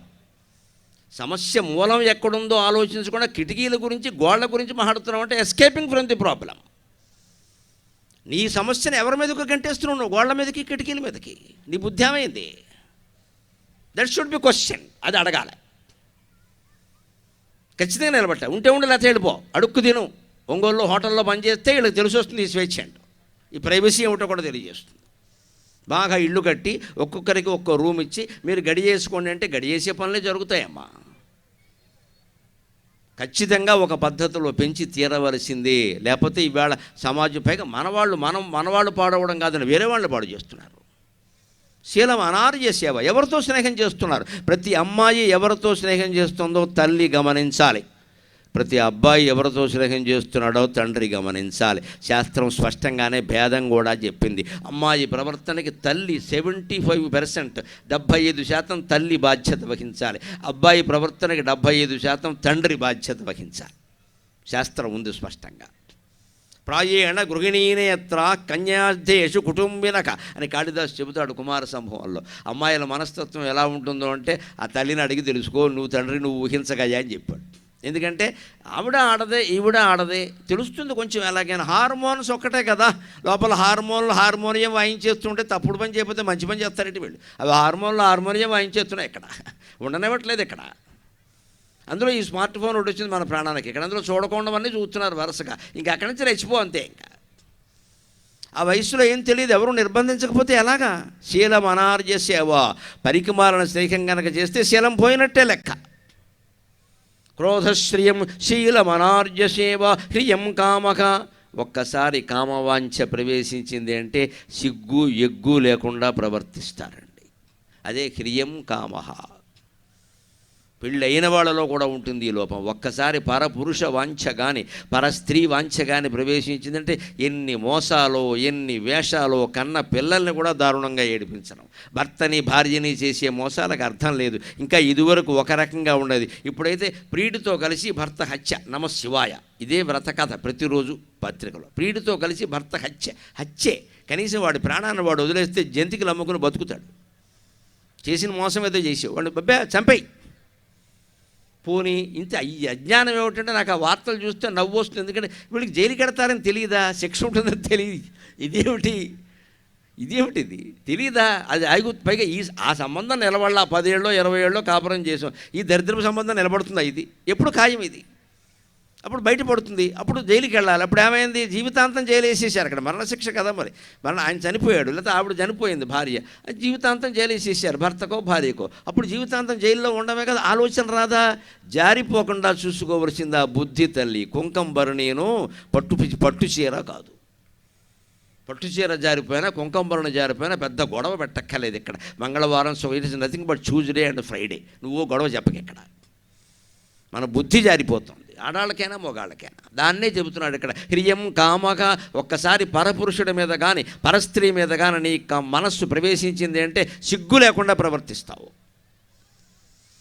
ఎవరేమనుకుంటారనేది ఉండదు, ఇంకా భయంకరంగా తెగిస్తారు. ఇంకోటి చెప్పాడు, సర్వమేవ అభిమానక. అహంకారం దురభిమానం మనిషిలో ప్రవేశించాయంటే సర్వం నాశనమైనట్టే. దుర్యోధనుడే ఉదాహరణ. ఇందాక కర్ణుడిని చెప్పుకున్నాం, ఇప్పుడు దుర్యోధనుడిని చెప్పుకుంటున్నాం. సర్వమేవ అభిమానక. అడ్డంగా వాదిస్తాడు అహంకారం ఉన్నవాడు. దుర్యోధనుడు వాదన ఎలా ఉంటుందో తెలుసా? ఆ అభిమానం అన్నింటినీ హరించడం అంటే దుర్యోధనుడు అనగానే మనకేం చెబుతారండి? శత సోదర సంసేవిత సధన అభిమాన ధన సుయోధన. అభిమాన ధనం ఉండాలండి. ఎవరికి ఉండాలండి? మంచివాడికి ఉండాలి. చెడ్డవాడికి ఏమిటండి? ఎవడికి ఉండాలి ఏదైనా? అభిమాన ధనుడు ఎవడు? మంచివాడై ఉండాలి. మంచితనం లేకుండా ఈ అభిమానం దేనికి? నన్ను ఎవరన్నా అంటే నేను ఊరుకోను. నువ్వు అనొచ్చా అందరినీ? నువ్వు అనొచ్చా? నువ్వు ఎంతమందినైనా అంటావా? నిన్నెవడో అనకూడదా? అది సాధ్యమేనా? ఇదే వీళ్ళే దుర్యోధనులు అంటే. దుర్యోధనుడు ఎంత మూర్ఖుడంటే విచిత్రంగా, నాకు వ్యాసభారతం చదివితే అయ్య బాబు ఇలాంటి వాళ్ళు ఉంటారా అన్న. ఉంటారో, అప్పుడే ఉన్నారు, ఇప్పుడు ఉంటారు. కృష్ణరాయబారం జరుగుతూ ఉంటే కృపాచార్యుడు దుర్యోధనుడికో సలహా ఇస్తాడు. దుర్యోధన, పెద్దవాళ్ళం, 70 ఏళ్ళు 80 ఏళ్ళు దాటిన వాళ్ళం, యుద్ధం చేయడం కూడా కష్టం. అందులో పాండవులతో యుద్ధం చేయడం మాకు ఇష్టం లేదు. ఎందుకయ్యా యుద్ధం తెచ్చి పెడతావు? మానుకోరాదా? మేమంతా నీ పక్షానే ఉంటాం, కానీ మా చేత యుద్ధం ఎందుకయ్యా చేయించడం అని అంటే వాడు అంటాడు, అదేమిటండి మేమంతా నీ పక్షానే ఉంటాం అంటున్నారు, మీరు ఇంతమంది ఉండగా నేను సంధి ఎందుకు చేసుకుంటా, యుద్ధమే చేస్తా అన్నాడు. అంటే ఈ నీ పక్షానే ఉంటాం అనడం తప్పైపోయింది. అంతా పోయాక భీష్ముడు కింద పడిపోయాక 10 రోజుల్లో, తర్వాత 15వ రోజున ద్రోణుడు చనిపోయాక, 17వ రోజున కర్ణుడు కూడా చనిపోయాక, 18వ రోజుని ఈ కృపాచార్యులు వచ్చి ఇదే మాట అంటాడు మళ్ళీ, దుర్యోధన అందరూ ఉన్నాక సంధి ఎందుకు అన్నావు కదా, ఇప్పుడు అందరూ పోయారు కదా సంధి చేసుకో అన్నాడు. అప్పుడు ఏమన్నాడు తెలుసా? అందరూ పోయాక సంధి ఎందుకు అన్నాడు. ఇదే మూర్ఖత్వం అంటే. ఇదే మూర్ఖత్వం. ఇంతకంటే మూర్ఖత్వం ఉంటుందండి ఎక్కడ? అప్పుడేమో అందరూ ఉన్నారు కాబట్టి సంధి ఎందుకు అంటావా, ఇప్పుడేమో అందరూ పోయారు కాబట్టి సంధి ఎందుకంట. అంటే నీ ఆలోచనే గొప్ప, నీ మాటే లెక్క. ఇలాంటి దుర్యోధనులు మన సమాజంలో కాదమ్మా, మన కుటుంబాల్లో ఉన్నారు. ఆడవాళ్ళ రూపంలో ఉన్నారు, మగాళ్ళ రూపంలో ఉన్నారు. నా మాటే లెక్క. అప్పుడు వాడి మాట, ఇప్పుడు వీడి మాటే. అప్పుడు అలా ఎందుకు అన్నామంటే అది అంతే, ఇది అంతే. ఈ మూర్ఖుడికి ఒక్కటే మందు శాస్త్రం చెబుతోంది, మొహమాట పడక్కల్లా. మూర్ఖుడైన వాడికి, దుర్మార్గుడైన వాడికి మన జీవితం జోలుకొస్తే ఒక్కటే మందు. కంటకానాం కళానాం చ ద్వివిధైవ ప్రతిక్రియ ఉపానన్ముఖభంగోవా దూరతో వా విసర్జనం. కాల్లో ముళ్ళు గుచ్చుకుంది, కంటకం అంటే అది. ముళ్ళుకి ఏమిటి? ఒకటే లెక్క. అలాగే ముళ్ళు లాంటి వాడే దుర్మార్గుడు కూడా. ఉపానన్ముఖభంగోవా. కాళ్ళు ఇదివరకు చెప్పులు ఎక్కువ మందికి ఉండేవి కాదు. పూర్వకాలం ఎంత గొప్పది అంటే అప్పట్లో చెప్పులు లేవు, చాలామందికి అప్పులు లేవు. ఇప్పుడు చెప్పులు లేనివాడు లేడు, అప్పులు లేనివాడు కూడా లేడు. ఇప్పుడు చెప్పులు లేనివాళ్ళు ఎవరు లేరండి. చిన్న పిల్లాడు, మీరు ఎల్కేజీ చదివేవాడికి గమనించండి, ఈ బయట చెప్పుల స్టాండ్ ఉంటుంది, వాడికి 6 రకాల చెప్పులు ఉంటాయి. 5 వేళ్ళకి 5 చెప్పులు. ఆడుకునే చెప్పు, కోపం వస్తే వాడు కొట్టుకునే చెప్పు, బడికెళ్ళే చెప్పు, సాయంత్రం వచ్చాక ఆడుకునే చెప్పు, ఇంటి దగ్గర మర్చిపోయే చెప్పు, బడి దగ్గర మర్చిపోయే చెప్పు, చెప్పలేనన్ని చెప్పులు. ఇవన్నీ కొని వాళ్ళని పాడు చేస్తున్నాం మనం. ఒక మనిషికి ఒక జత చాలు, 2 జతలు చాలు, 16 జతలు ఎందుకండి? ఇళ్ల ముందు చాలా అపార్ట్మెంట్ల ముందు చెప్పులు ఉండవండి. ఏకంగా పాపులర్ షోరూమే ఉంటుంది అక్కడ. అన్ని బూజుబట్టు ఉంటాయి. షోరూంలోనేమో శుభ్రంగా తుడుచుంటాయి, మన ఇంటి ముందు బూజుబట్టు ఉంటాయి. పైగా నాకు విచిత్రంగా ఉంటుంది, ఈ చెప్పులు స్టాండ్లో చెప్పులు ఇంటాయని కానీ ఇంటావిడ కానీ పిల్లలు కానీ ఎవరూ తొడవరు. అవి బూజుబట్టి అలా ఉండాల్సిందే. వాడు బడికెడుతుంటే ఓసారి ఇలా ఎలా అనడం, వేసేయడం, అందులో తేలున్నా సరే వాడు చచ్చినట్టు పడాల్సిందే. అంత అశుభ్రంగా ఉండేవాళ్ళం, ఆ మాత్రం చెప్పులు తుడుచుకునే ఓపిక లేని వాళ్ళం చెప్పులు స్టాండ్లో ఇన్నెందుకండి? అసలు చెప్పులు స్టాండ్ కాదు, ఈ మధ్య దాంట్లో గోడలో గూళ్ళు మొదలుపెట్టారు, అక్కడ బీరువాలు మొదలుపెట్టారు, అక్కడ మళ్ళీ నైరుతి మూల అది కూడా వచ్చేసింది, చెప్పులకో మూల. ఈ దరిద్రం అంతా ఎందుకు ఇన్ని వస్తువులు సేకరించడం దేనికి? ఇవే పట్టుకెళ్ళి భోగిమంటలో పారేయమన్నారు. 16 జతలు చెప్పులు ఉంటే కానీ నీకు నడవదా? తమిళనాడుని పరిపాలించిన ఒక మహారాణికి 750 జతల చెప్పులు ఉన్నాయమ్మా. రాత్రి పడుకుంటే కష్టసుఖాలు పంచుకునేందుకు మనిషి లేడు, తోడు నీడ లేడు, వెళ్ళిపోయింది, జైల్లో కూడా ఉంది. ఏం ఉపయోగం అమ్మా, ఏం ఉపయోగం? 750 జతల చెప్పులు ఉన్నాయి, ఏం ఉపయోగం? చెప్పులు కాపాడబడ్డ మనని, చెప్పుకోదగిన ప్రవర్తన మాత్రమే మనని కాపాడుతుంది. ఖచ్చితంగా వస్తువులు తగ్గించాలి, బట్టలు తగ్గించాలి, అన్నీ తగ్గించాలి. మనస్సులో ఉండే ఔదార్యం ఒక్కటే పెంచాలి. దానికి మళ్ళీ కర్ణుడే ఉదాహరణ. ఆయన ఏమి అట్టి పెట్టుకోలే, ఎప్పటికప్పుడు దానాలు ఇచ్చేసాడు. కానీ ఇంత దానం చేసినా ఆయన అపఖ్యాతి పోలేదు, అనార్య సేవ. ఇదే సర్వమేవా అభిమానక. దుర్యోధనుడి మూర్ఖత్వం అంటే ఇదే. దీని నుంచి మనం బయటపడగలగాలి ఖచ్చితంగా. అందుకని ఇలా ఏది పోగొట్టుకునేలా ప్రవర్తించద్దండి, వీటిని మీ జీవితంలో కాపాడుకోండి అంటున్నాడు. అలా కాపాడుకోవాలంటే నిత్య జీవితంలో ఒక ప్రణాళిక వేసుకోవాలి. అది ఎలా వేసుకోవాలో కూడా కొన్ని వేల ఏళ్ల క్రితం సంస్కృత కవులు చెప్పారు. కుర్వాణ కృతిమమితాం మితం మితం శయానక, కుర్వాణ కృతిమమితాం మితం శయానక, భుంజానో మితం అమితం పరం దదానక, జానానో బహు విషయాన్ మితం బ్రువాణక, ఉత్కర్షం భువి లభతే సవర్ధమానక, ఉత్కర్షం భువి లభతే సవర్ధమానక. కుర్వాణ కృతిమమితాం. ఇవాళ సరిగ్గా వ్యాయామం, ఆరోగ్యం, ఇవన్నీ ఫిట్నెస్, కొత్తగా పుట్టిన మాట అదొకటి వచ్చింది, ఫిట్నెస్. ఆ ఫిట్నెస్కి ఉపాయం చెబుతున్నాడు. కుర్వాణ కృతిం అమితాం. కష్టపడడం, ఎక్కువ కష్టపడి పనిచేయి. మితం శయానక, నిద్రకి సమయం తగ్గించు, పనికి సమయం పెంచు. ఇవాళ సాఫ్ట్వేర్ ఉద్యోగస్తులకి ఈ మాట చెప్పగల, వాళ్ళు పడుకునేది ఎక్కడ, అసలు పనే సరిపోయాయి. కానీ ఇళ్లల్లో కూర్చుని పెద్దల ఆస్తులు అనుభవిస్తూ బద్ధకాలుగా ఉన్నవాళ్ళు చాలామంది ఉన్నారు. వాళ్ళ కోసం ఈ మాట, కష్టపడి పనిచేయాలి. ఇవాళ ఆధునిక కాలంలో అనారోగ్యాలకు కారణం చెప్పనండి 100 కారణాలు లేవు. శరీరాన్ని సుఖపెడుతున్నాం, మనస్సుని కష్టపెడుతున్నాం మనం. సరిగ్గా మార్చండి, మనస్సుని సుఖపెట్టండి, శరీరాన్ని కష్టపెట్టండి, ఆరోగ్యం చాలా బాగుంటుంది. శరీరాన్ని శ్రమ పెట్టాలి, మనస్సుకి విశ్రాంతినివ్వాలి. పూర్వకాలం వాళ్ళు అలా ఉండేవారు. వ్యవసాయానికి వెళ్ళేవాళ్ళు శుభ్రంగా, ఆడాళ్ళు అయితే ఊళ్ళో చెరువు దగ్గరికి వెళ్ళి నీళ్లు తెచ్చేవాళ్ళు. శరీరాన్ని శ్రమ పెట్టారు. మనస్సు దగ్గరికి వచ్చిందనుకో, ఏదైనా కష్టం వచ్చిందనుకో, వాళ్ళు ఏమన్నా తెలుసు, పూర్వకాలం ఆడవాళ్ళు కూడా కొంత లాంగ్ విజిల్ వేసేవారండి. దేవుడు అలా రాశాడమ్మా. ఇది పెద్ద మందు, అసలు రూపాయి ఖర్చు లేని మందు, ఇది గొడవ లేదు. పూర్వం అలాగే బతికేశారు. దేవుడు అలా రాశాడమ్మా. దానికి ముందు సూచన ఏంటంటే, రైలు వచ్చే ముందు ఎల్లాగా ఒక దీర్ఘమైన నిట్టూర్పు. వాళ్ళకి నమస్కారం. నిజంగా అంటే వాళ్ళ వైద్యం వాళ్ళు చేసుకున్నారు, దాన్ని ఆక్షేపించాల్సిన వ్యవహారం. వాళ్ళ వైద్యం వాళ్ళు చేసుకున్నారు. ఇవాళ యువతరాన్ని మీరు గమనించండి, పెద్ద ఆ వయసు 30-40 ఏళ్ళ వాళ్ళు కూడా సుమారుగా ఏదైనా చిన్న మనస్సులో బాధ రాగానే ఎనీ సైకియాట్రిస్ట్ అవైలబుల్, గడిది గుడ్డేం కాదు ఇక్కడ. నీకు సైకియాట్రిస్ట్ దేనికి పని లేక, నీ మనస్సులో ఉండే వ్యధవాలోచనకి. ఇది అమెరికా బుద్ధిది. ప్రతి ఇంట్లో ఒకడు అమెరికాలో ఉంటున్నాడు కదా, ఆ దిక్కుమాలిన సంస్కృతి ఇక్కడ పట్టుకొచ్చాడు. అమెరికాలో ఈ అమెరికా ఓ పిచ్చి దేశం, అగ్రరాజ్యం కాదు, అది ఉగ్రరాజ్యం. ఓ పిచ్చి దేశం, పిచ్చి డాక్టర్లు ఎక్కువ అక్కడ. డాక్టర్కి పిచ్చో వీడికి పిచ్చో తెలియదు. ఈ పిచ్చి డాక్టర్లు ఈ మధ్య ఇక్కడ ఎక్కువయ్యారు. ఎందుకని వాళ్ళు అనట్లేదు, నేను మన్నే చిన్న మనస్సులో, నాకు ఈ మధ్య మనస్సులో అదో రకంగా అనిపించుకోవడం మానే. నువ్వు చేసుకోగలవు. నన్ను అడిగారు ఆ మధ్య ఎవరో ఒక 4 నెలల క్రితం, ఏమిటోనండి గరికపాటి వారు ఈ మధ్య నేను అనుకున్నది ఏది అవ్వడం లేదండి, ఏం చేయమంటారు? అనుకోవడం మానే అన్నీ అవుతాయని చెప్పాను నేను. శ్రీకృష్ణుడు అనుకున్నాడు రాయబారం జరిగితే బాగుండు, అవ్వలేదు, విఫలమైంది. కర్ణుడు ఈ పక్షానికి వస్తే బాగుండు, అవ్వలేదు. భగవంతుడు అనుకున్నవి అవ్వలేదు, నువ్వు అనుకున్నవన్నీ అయిపోవాలి ఇక్కడ. మరి అనుకున్నది మంచిదో చెడ్డదో చెప్పరండి, విచిత్రం. నేను అనుకున్న మంచి కూడా జరగడం లాంటి వేరే విషయం. అనుకున్నవన్నీ నువ్వేమనుకున్నావు, నన్ను వేసేద్దాం అనుకున్నావు, నాకేం తెలుసు? ఈ బాగా వాగుతున్నాడు ధర్మం గురించి, ఈయన వేసేద్దాం అనుకున్నావేమో. నేను ఇప్పుడు అయ్యేలా ఆశీర్వదిస్తే నేనే ముహూర్తం పెట్టుకున్నట్టు. అదేంటిది, నువ్వేమనుకున్నావు? ఎందుకు అనుకోవాలి? అహం అండి ప్రతివాడికి. అనుకున్నది అయిపోవాలి. ఎందుకు అయిపోవాలి? అనుకున్నది ఎవరికైంది? ఈ మహానుభావ రాముడికి అయిందా? తెల్లారితే పట్టాభిషేకం అండి, వనవాసానికి పంపించారు. సీతాదేవి హాయిగా 16 పట్టు చీరలు మంచం మీద పెట్టి ఏది కట్టుకోమంటారు, ఏది కట్టుకోమ, నోరు మూసుకుని అరచీర కట్టుకోమని చెప్పాడే. అన్నీ పెట్టింది ఆవిడ మంచం మీద పరిచి, ఏది బాగుంది ఏది బాగుంది, అదో సరదా ఆడవాళ్ళకి. అందులో ఏది బాగుందో చెప్పనా, అనుభవమే చెబుతున్నా. ఏది వాళ్ళకి నచ్చుతుందో అదే బాగుందని చెప్పాలి, గొడవ లేకుండా ఉంటుంది.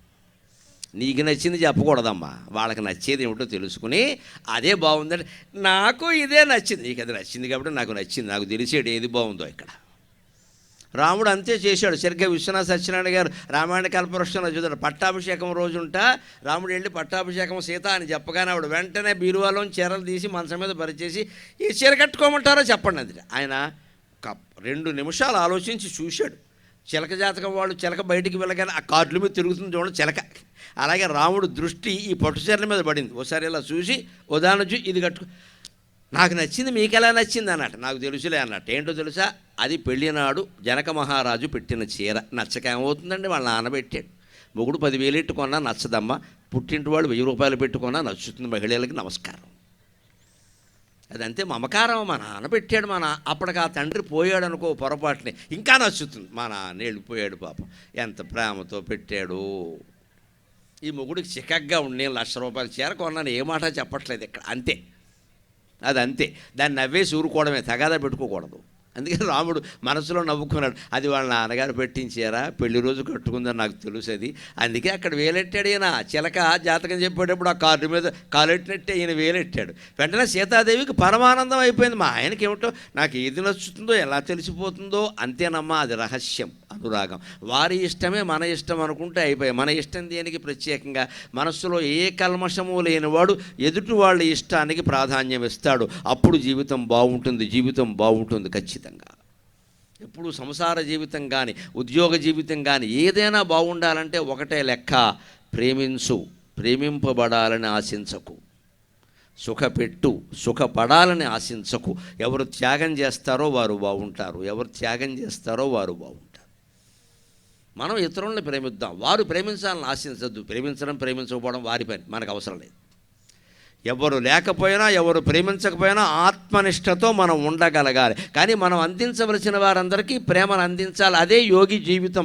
కృష్ణుడు ఎవరి మీద ఆధారపడలేదు. చివరిలో 7 రోజుల పాటు కృష్ణుని భౌతిక శరీరం నేల మీద పడిపోయింది అడవిలో. దిక్కు మొక్కు లేదండి, ఎవడు లేడక్కడ. మరి 16,000 మంది ఉన్నారు. దేనికి? ఆధార్ కార్డుకి, గ్యాస్ కార్డుకి మనకు వస్తారు వీళ్ళందరూ, ఒక్కరు లేరు అక్కడ. 16,000 మంది భార్యలు, ఒక్కొక్కరికి 10 మంది సంతానం, 1,60,000 మంది సంతానం ఉన్న కృష్ణుడు చనిపోతే ఒక్కడు లేడండి అక్కడ. ఆయన ఏం అనుకోలేదు ఆ విషయాన్ని. మనం కూడా ఏకాంతానికి సిద్ధంగా ఉండాలి. ఏకాంతానికి సిద్ధంగా. పండగలు వచ్చాయి, అందరూ వచ్చారు, అందరూ వెళ్ళిపోతారు, ఉంటారేంటి? ఆ ఏకాంతాన్ని కూడా ఆస్వాదించాలి. మీరు అందరూ వెళ్ళిపోతుంటే తోచడం లేదు అనేది ఒక పెద్ద వ్యాధి. ఎవరికైనా చూపించుకోవాలి, ఓ మంది ఇస్తారు. తోచకపోవడం ఏంటి? మనలో మనం ఉండలేకపోతున్నాం, భగవన్నామం జపించుకోలేకపోతున్నాం, మంచి పుస్తకం చదవలేకపోతున్నాం, అసలు ఆలోచించకుండా మాట్లాడకుండా ఉండలేకపోతున్నాం. మనం ఏదో ఒకటి ఎవరి జీవితమో కెలకాలి ఇక్కడ. ఇది లేకుండా ఉండగలిగితే బాగానే ఉంటుంది. అందుకని ఎప్పుడు కుర్వాణ కృతిం అమితాం, చేసే పని శుభ్రంగా చేయి, ఎక్కువగానే చేయి, కాస్త ఇంకో అరగంట ఎక్కువ కష్టపడు. మితం శయ్యానక, పడుకునే సరిగ్గా 8 గంటలు పడుకోవాలి, అది కూడా తగ్గదు. 16 గంటలు నీ పనులు చూసుకో, 8 గంటలు పడుకో. 8 గంటల్లో వీలైతే మధ్యాహ్నం గంట, రాత్రి 7 గంటలు లెక్క, లేదు 8 గంటలు రాత్రి వేసి. ఇంకో మాట, భుంజానోమితం అమితం పరం దదానక. మనం తినేటప్పుడు ఈవేళ ఆరోగ్య పరిస్థితులను బట్టి, సమాజ పరిస్థితులను బట్టి వీలైనంత తక్కువే తినాలి. ఎవరు బంధువుల ఇంటికి వెళ్ళినా ఎక్కడికి వెళ్ళినా వీలైనంత తక్కువే. అందుకే దానికి మన పద్ధతులు ఎలా ఉంటాయంటే, మన ధర్మశాస్త్రంలో చెప్పినవి, మనం కూర్చుంటే కానీ వడ్డించనివ్వకూడదండి. ముందే వాళ్ళు అన్నీ పెట్టేశాక మనం కబుర్లు చెప్పుకుంటూ ఎక్కడో ఉండి వాళ్ళు అన్నీ పెట్టేశాక మనం వెళ్ళామనుకో ఏం జరుగుతుందో తెలుసా? అందులో 4 పావలా తింటావు, 30 వదిలేస్తావు. నీకు అక్కర్లేనివన్నీ పెట్టేస్తారు వాళ్ళు ఏమనుకుంటారు, పెట్టేద్దాం, అడగడం ఎందుకు, పెట్టేద్దాం, బాగుండదు కదా అడిగితే అని వండినవన్నీ పెట్టేస్తారు. అందులో సగం తినం మనం. అందుకే ఎప్పుడు మన ధర్మశాస్త్రం ఆకు వేశాక లేదా కంచం పెట్టాక భర్త భార్య ఎవరైనా సరే కూర్చుంటే కానీ వడ్డించకూడదు. ఆ మనిషి కూర్చోవాలి అక్కడ. ముందు ఒక బొట్టు నెయ్యి వెయ్యాలి, అదో శాస్త్రం. వెయ్యాలంటే ముందు ఒక బొట్టు నెయ్యి వెయ్యాలి అక్కడ, అప్పుడే వడ్డించాలి. ముందు అన్నం వడ్డించకూడదు, కూరో పచ్చడో పప్పు వడ్డించాలి. ఎందుకంటే తద్దినాలు పెట్టినప్పుడు ముందు అన్నం వడ్డిస్తారు. దానికి దీనికి కొంచెం తేడా ఉండాలి కదా, అంతే. ముందు అన్నం పెట్టకూడదు, ఇలాగ అన్నం పట్టుకొచ్చి అన్నం పెట్టకూడదు ఎక్కడ. ఎందుకంటే నువ్వు వండిన కూరలు ఏవో వేస్తే అందులో ఎంత అన్నం ఉండాలో వాడికి తెలుస్తుంది. అక్కడ నువ్వు అన్నం పెట్టేస్తే అలాగా కూర ఉంటే చెప్పు, ఆ కూర వాడికి ఇష్టం లేకపోతే అన్నం తిండం.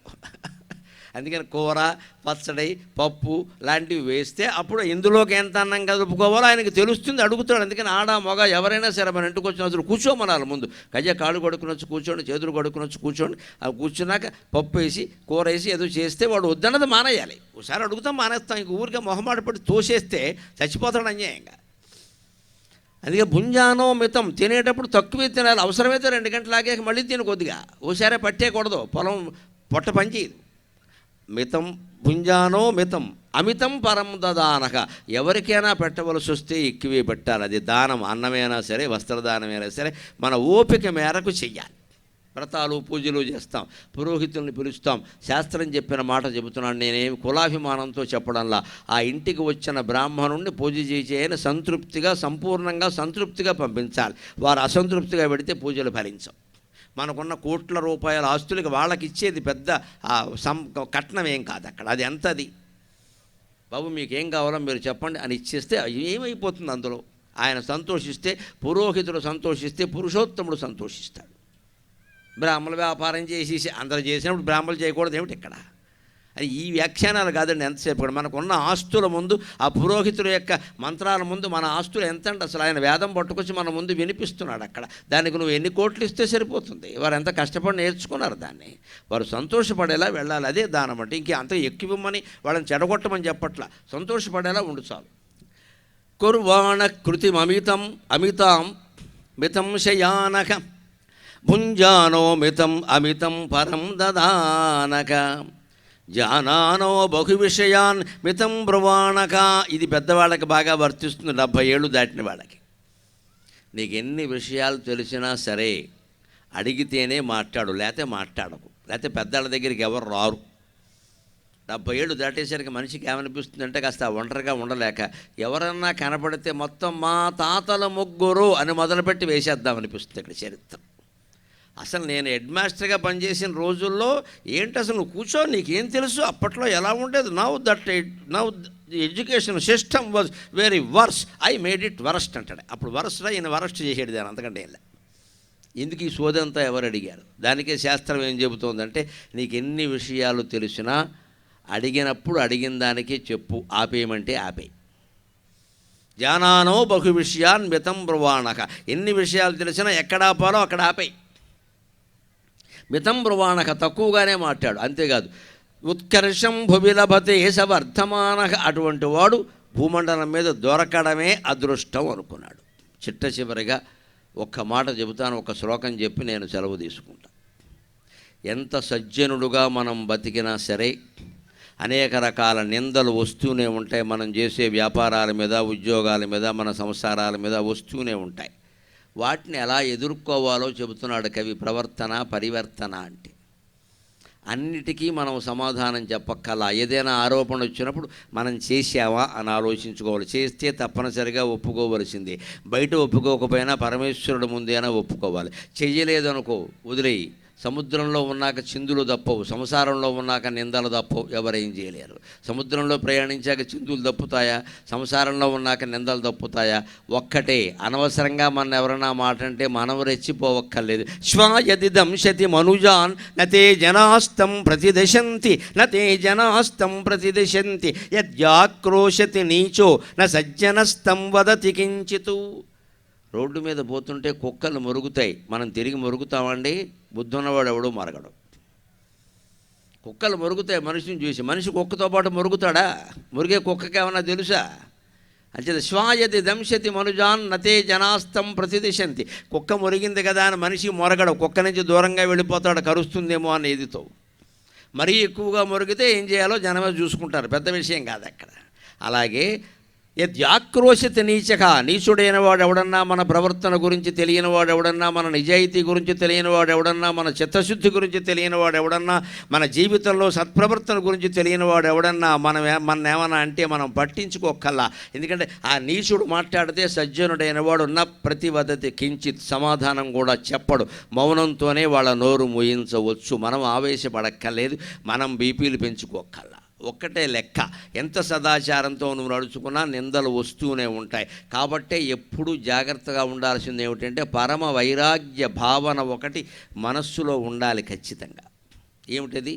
ధనాని భూమౌ పశవశ్చ గోష్ఠే, ధనాని భూమౌ పశవశ్చ గోష్ఠే, నారీ గృహద్వారి జనశ్మశానే, నారీ గృహద్వారి జనశ్మశానే, దేహశ్చితాయాం పరలోకమార్గే కర్మానుగో గచ్చతి జీవయేకః.